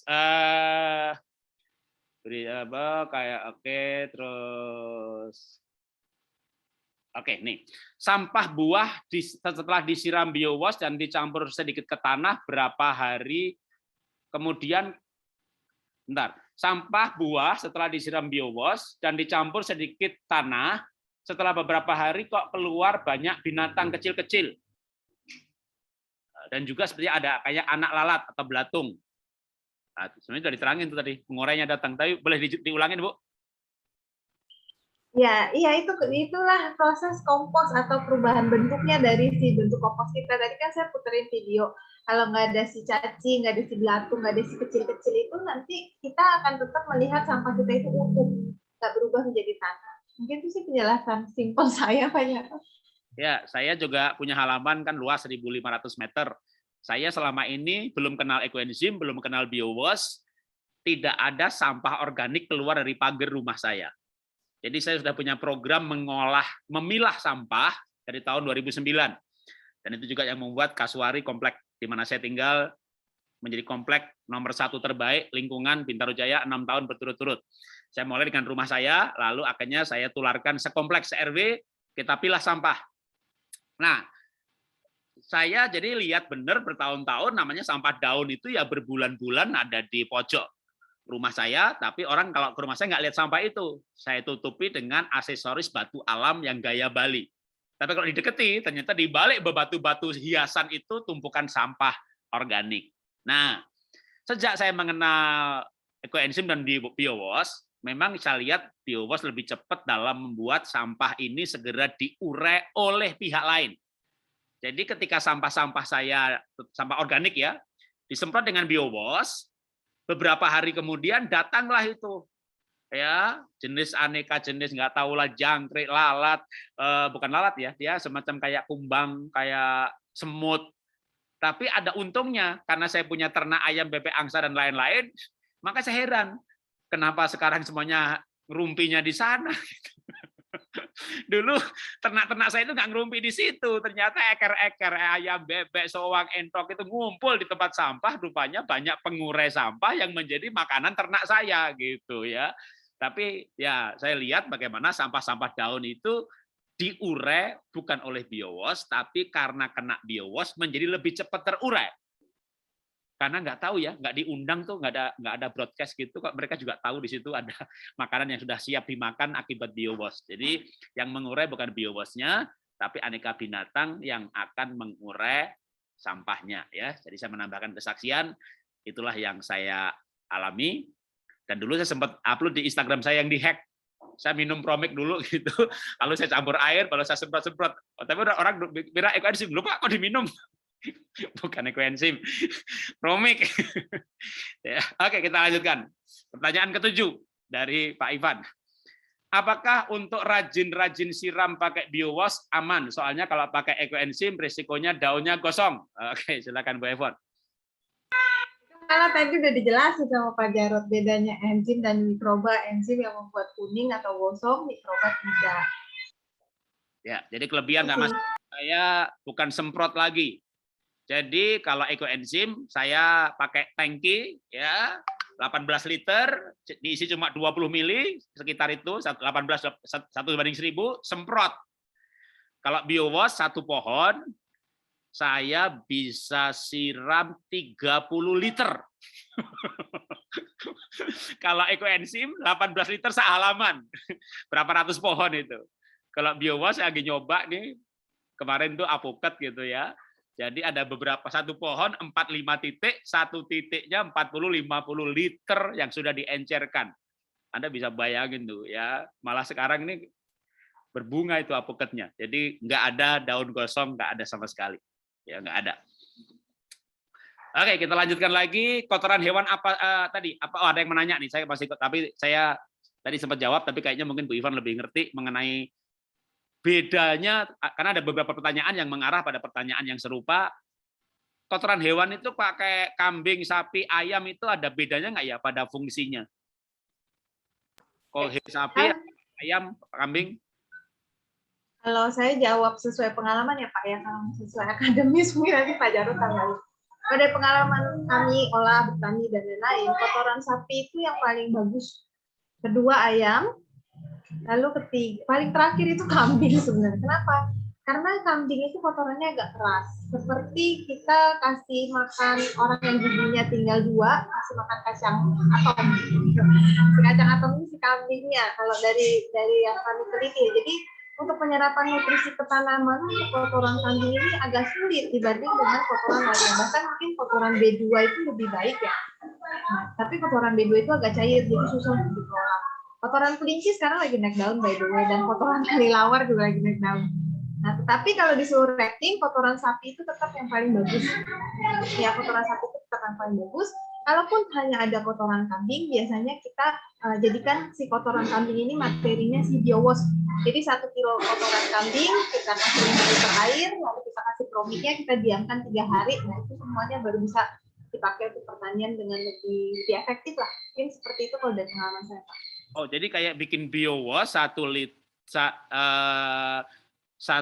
kayak bikin biowash tapi BO-nya kotoran hewan, bisa ya?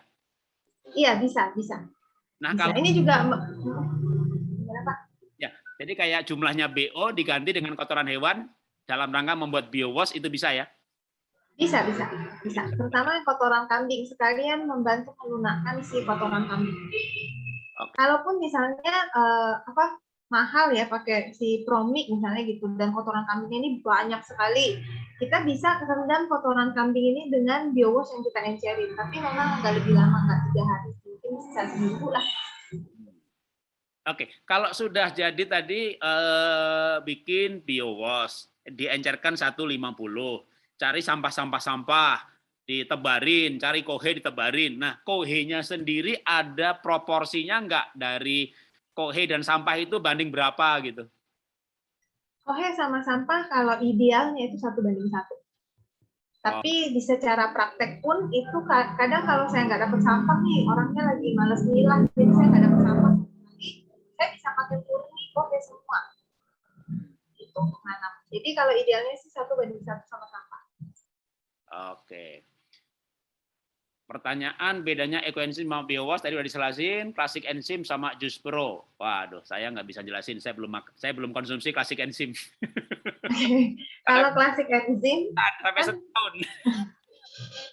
benar, kalau klasik enzim tuh 6 bulan sampai setahun dan pakai madu, dan madunya itu harus madu yang bagus, yang alami, yang murni. Kalau bisa jangan ada campuran gula. Nah, ya itu aja udah beda. Gulanya juga harus organik.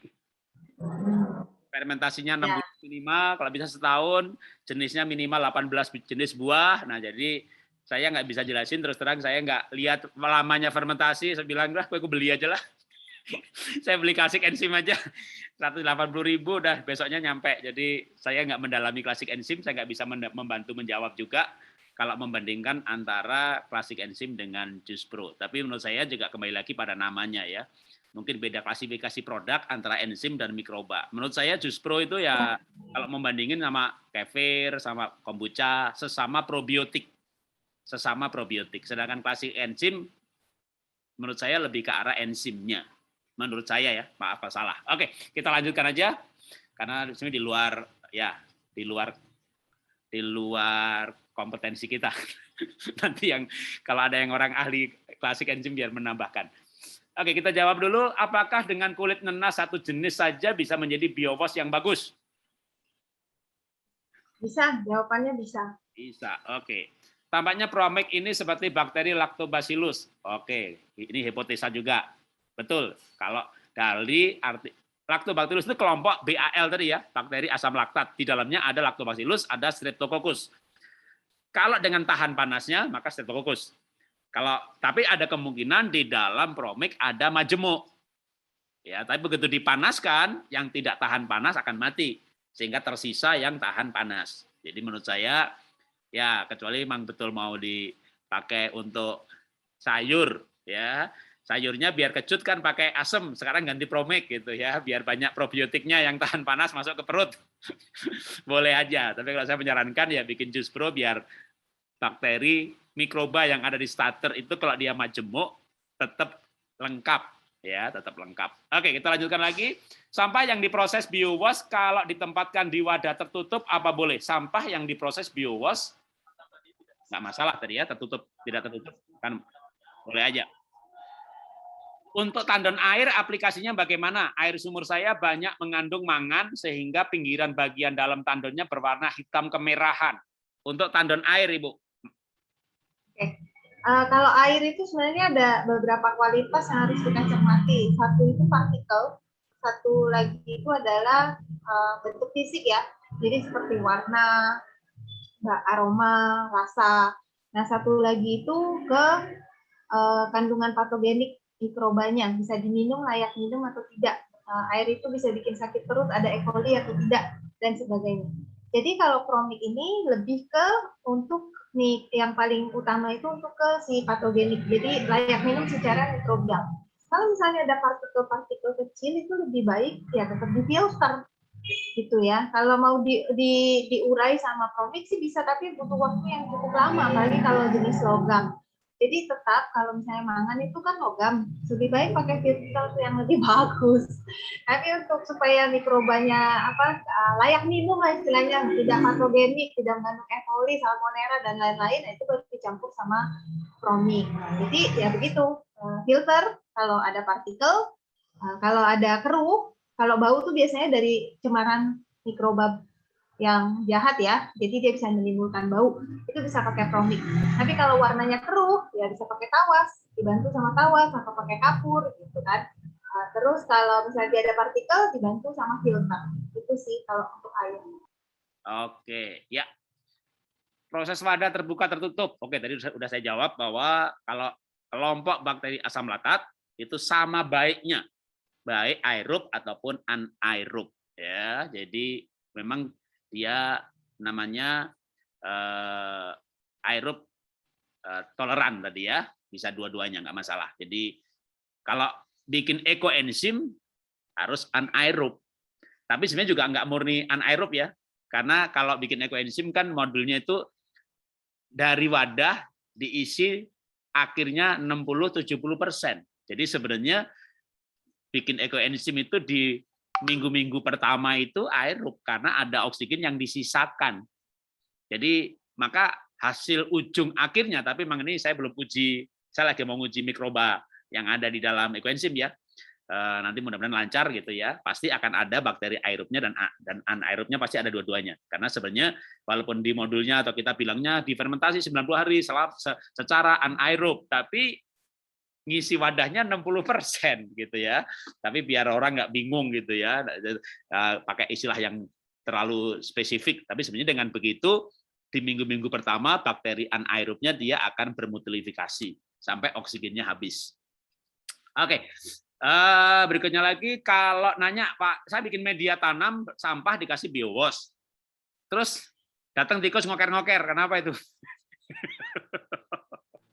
Ya itu kemungkinan kalau misalnya ada sampah yang tadi saya bilang berpotensi kalau dia busuk itu meledak, pecah dari dalam, atau misalnya kayak sampah daging tulang basah kita nggak keprek gitu, kita nggak kulit dulu. Itu padahal kenapa diacak-acak? Apa? Pakai kulit mangga, kulit buah. Kulit buah.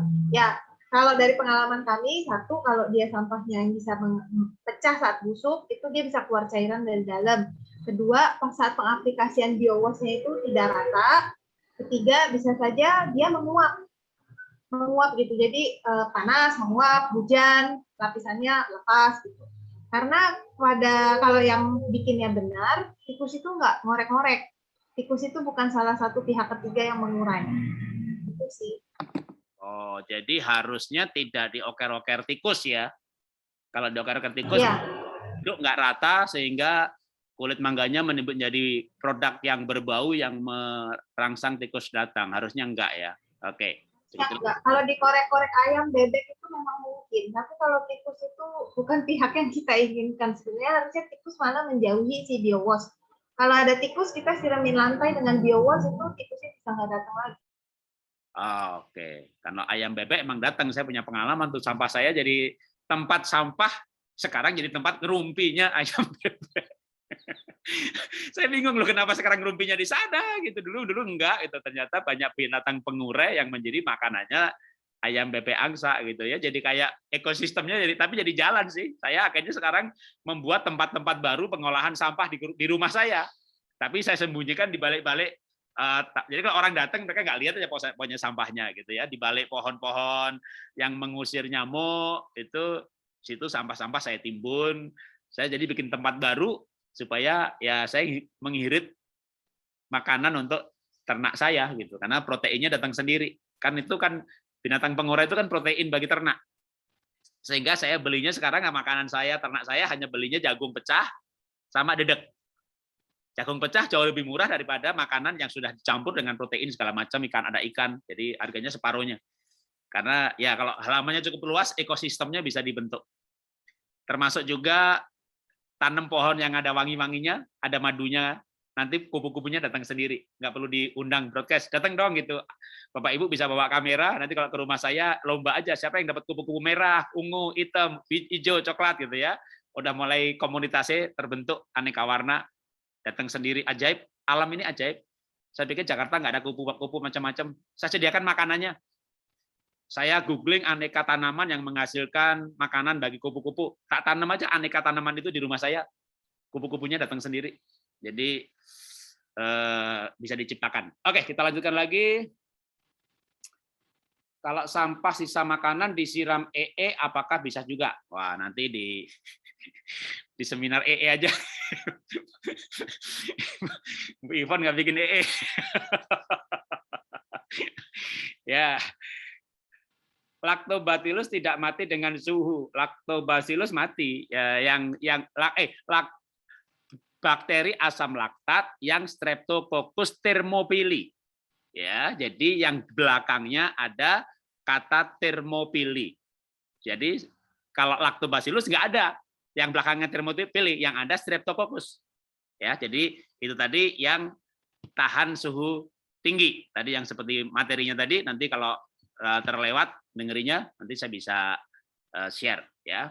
Atau bisa di Google juga sih. Ketik aja di Google bakteri tahan panas gitu, nanti muncul ya. Bakteri kelompoknya thermophili ada dibagi 3 lagi. Ada yang tahan suhu panas tapi berkembang biaknya juga di atas 80. Sedangkan Promik berkembang biak di suhu ruangan. Jadi nanti kita bisa ngelihat dari ciri-cirinya itu. Promik kita kan fermentasi jus pro kan nggak perlu dipanasin. Karena kalau yang perlu dipanasin nanti dia yang hipertermofili. Maka tadi kenapa saya duga yang itu karena dia bisa tahan panas, tapi untuk fermentasinya bisa di suhu ruangan. Nah itu jadi mengerucut tadi pada bakteri yang saya sebutkan tadi ya. Oke, berarti bisa menjadikan mama ya? Oh bisa ya. Yang di grup ekoenzim saya pernah post bagaimana dengan sengaja memproduksi mama enzim. Tunggu, nanti 18 September saya akan bikin webinar ekoenzim dengan Pak Sugeng, juga ahli fermentasi. Dia yang juga mengajarkan bisa produksi mama enzim dengan sengaja. Ya, dengan ya pasti starternya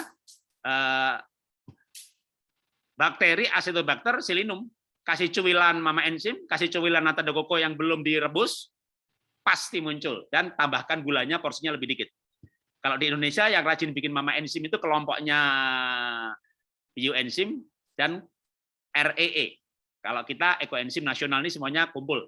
Saya berteman dengan semua. REE itu Pak Batara, Ibu Iva, Ibu Feratan, itu banyak membahas aplikasi ekoenzim dalam kesehatan. Nah, makanya kalau juga mereka bisa produksi, ya bahkan udah pasti muncul mama enzimnya gitu ya. Kalau kita di ekoenzim nasional atau Nusantara malah kadang kan itu sampingan lah. Kalau muncul itu anugerah, kita nggak bikin mama enzim, kita bikin ekoenzim gitu ya. Tapi ada yang memang mau bikin mama enzim untuk tujuan-tujuan kesehatan. Jadi kalau mau bikin semuanya nggak ada yang nggak bisa. Karena ini kan ekoenzim ini bukan mukjizat ya. Ekoenzim ini ilmiah menurut saya. Ada bakteri yang bisa diidentifikasi, bisa dipelajari, hasil fermentasi, dan itu ada ilmunya. Jadi bukan, wah yang dapat mama enzim ini hatinya baik. Orang ateis bikin mama enzim bisa. Jadi menurut saya percaya Tuhan, tapi menurut saya hal ilmiah itu ya ilmiah.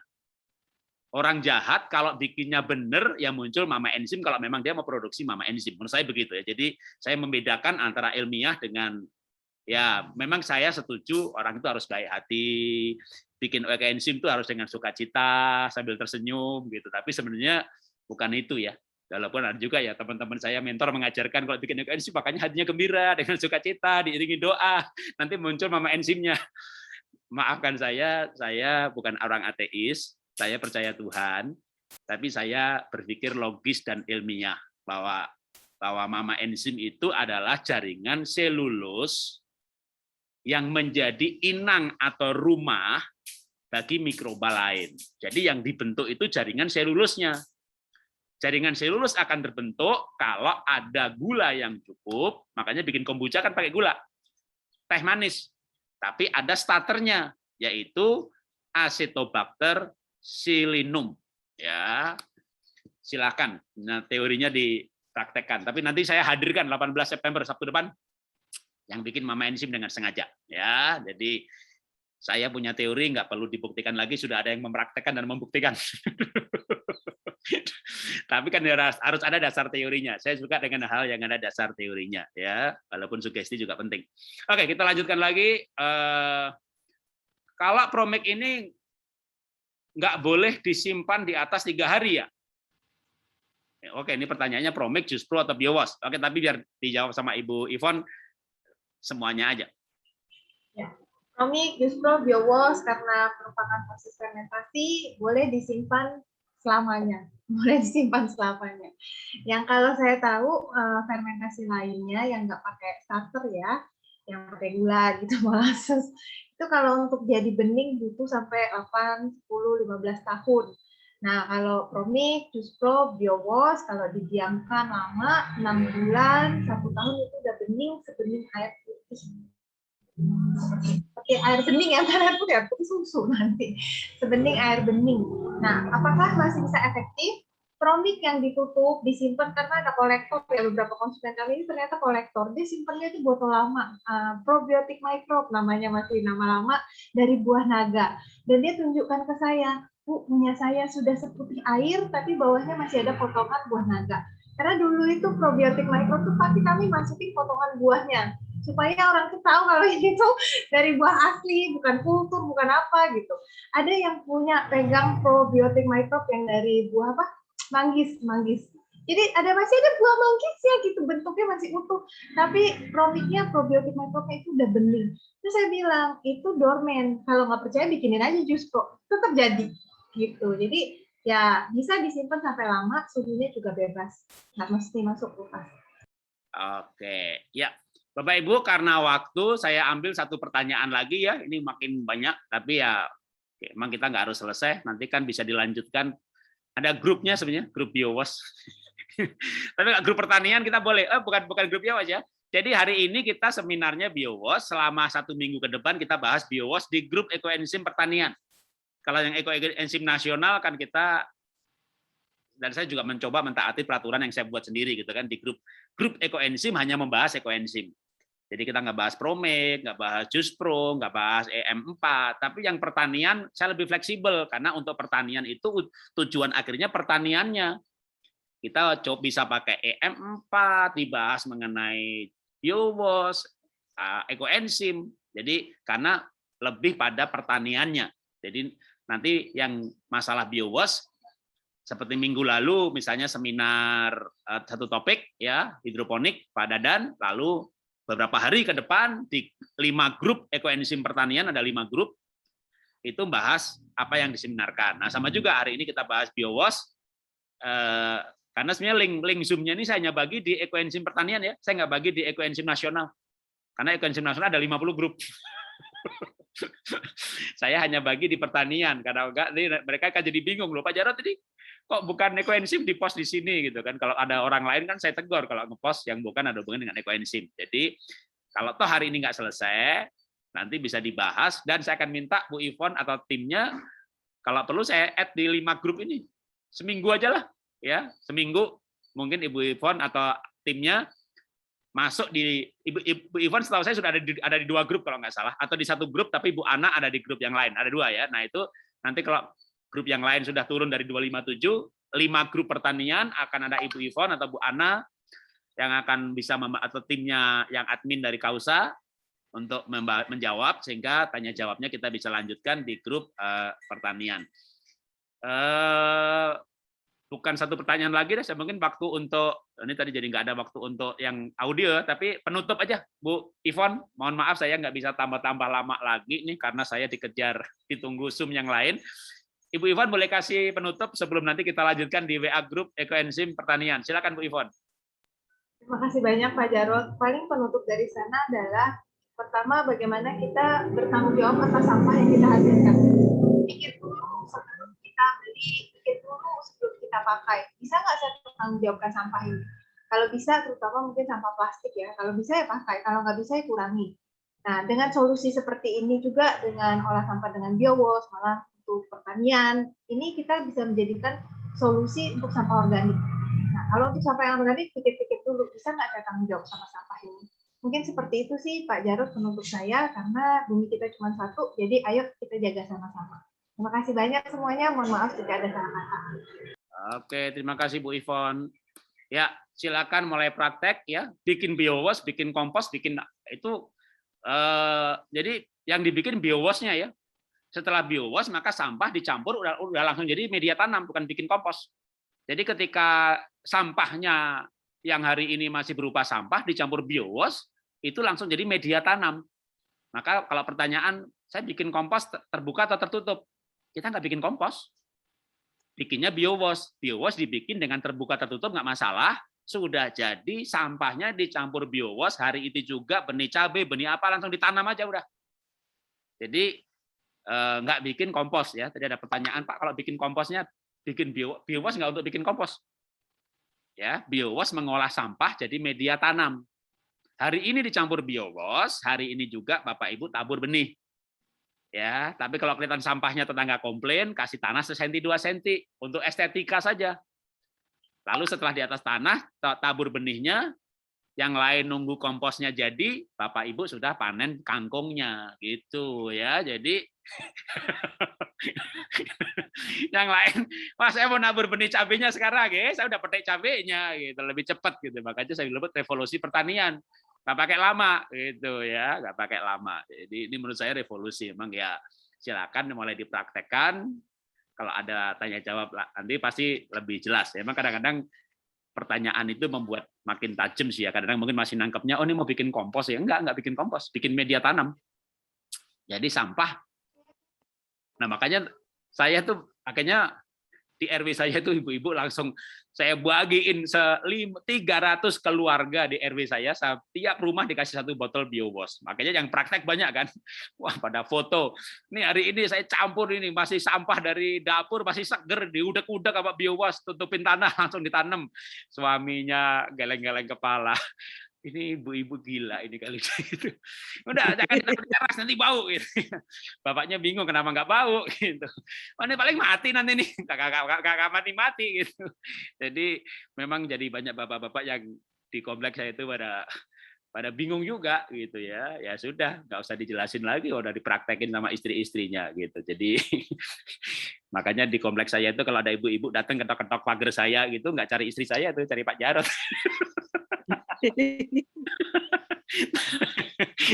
Teman-teman saya ibu-ibu se-RW, ya termasuk Ibu Tini. Nah, Ibu Tini itu sebenarnya bendahara saya di kompleks. Jadi di kompleks saya ketua K3, Bu Tini bendaharanya. Maka dulu ya gara-gara Bu Tini itu saya kenal Bu Ivon. Pak Jarot, kita seminar biowash. Kan sudah ada ekoenzim. Ini beda, Pak. Apa bedanya gitu ya. Ya dengerin dulu dah gitu. Begitu dengerin ya hebat juga nih. Oke, pelan-pelan nanti beberapa hal yang berupa ilmiah ya pasti kita akan mulai ya termasuk ekoenzim juga saya awalnya banyak hal yang tapi saya terpancing sendiri juga gitu ya. Akhirnya ya apalagi dapat teman dari PMI juga butuh landasan ilmiah untuk meyakinkan pemerintah, apalagi PMI kan lembaga pemerintah. PMI semprot-semprot se-Indonesia dengan ekoenzim gitu. Ya kalangan akademisi mulai mempertanyakan mana? Ada nggak bukti ilmiahnya? Ada. Tunjukkan jurnal-jurnalnya. Itu kan Taiwan, itu kan Malaysia loh. Tapi Malaysia, Taiwan ini juga penelitiannya ilmiah loh. Tetap kalau namanya pemerintah itu ya nggak mau mengakui penelitiannya negara lain. Mana lab dari IPB-nya atau UI-nya gitu ya. Makanya kita uji ulang ya, uji ulang untuk mendapatkan legalitas ya, standing legalitas formal lah supaya nanti pemerintah itu bisa endorse secara resmi gitu ya. Nah sekarang belum di endorse, PMI udah Bapak Ibu sekarang kemana pergi di kota-kota mesinnya PMI semprotin tuh kota-kota ya dengan ekoenzim gitu ya. Tapi ada rasa was-was bahwa ini tidak ilmiah misalnya begitu loh. Jadi tetap kita butuh penjelasan dari dua sisi secara ilmiah dan juga dari kesaksian di lapangan. Tapi paling enggak saya ya secara pribadi ikut bertanggung jawab dari sisi ilmiahnya juga untuk hal-hal yang kita bicarakan dan kita bisa bahas secara bebas di WA Group Ekoenzim Pertanian khususnya ya, yang di luar itu hanya membahas ekoenzim. Oke, selamat sore Bapak Ibu semuanya. Terima kasih untuk kehadirannya. Terima kasih Bu Ivon, terima kasih Bu Ana. Terima kasih juga yang udah tim yang menjaga di Facebook dan menjawab yang ada di Facebook. Kita akhiri. Sampai jumpa Sabtu depan, karena kita setiap Sabtu sampai akhir tahun sudah ada jadwal narasumbernya. Kita akan bahas aneka insight pertanian dan akan kita bahas lebih dalam di WA Group dalam bentuk chat komunikasi. Selamat sore. Selamat sore Pak Jarod. Selamat sore Bu Ipon. Terima Terima kasih. kasih Bu Ipon. Terima kasih Bu Ipon. Ya. Terima kasih semuanya. Terima kasih.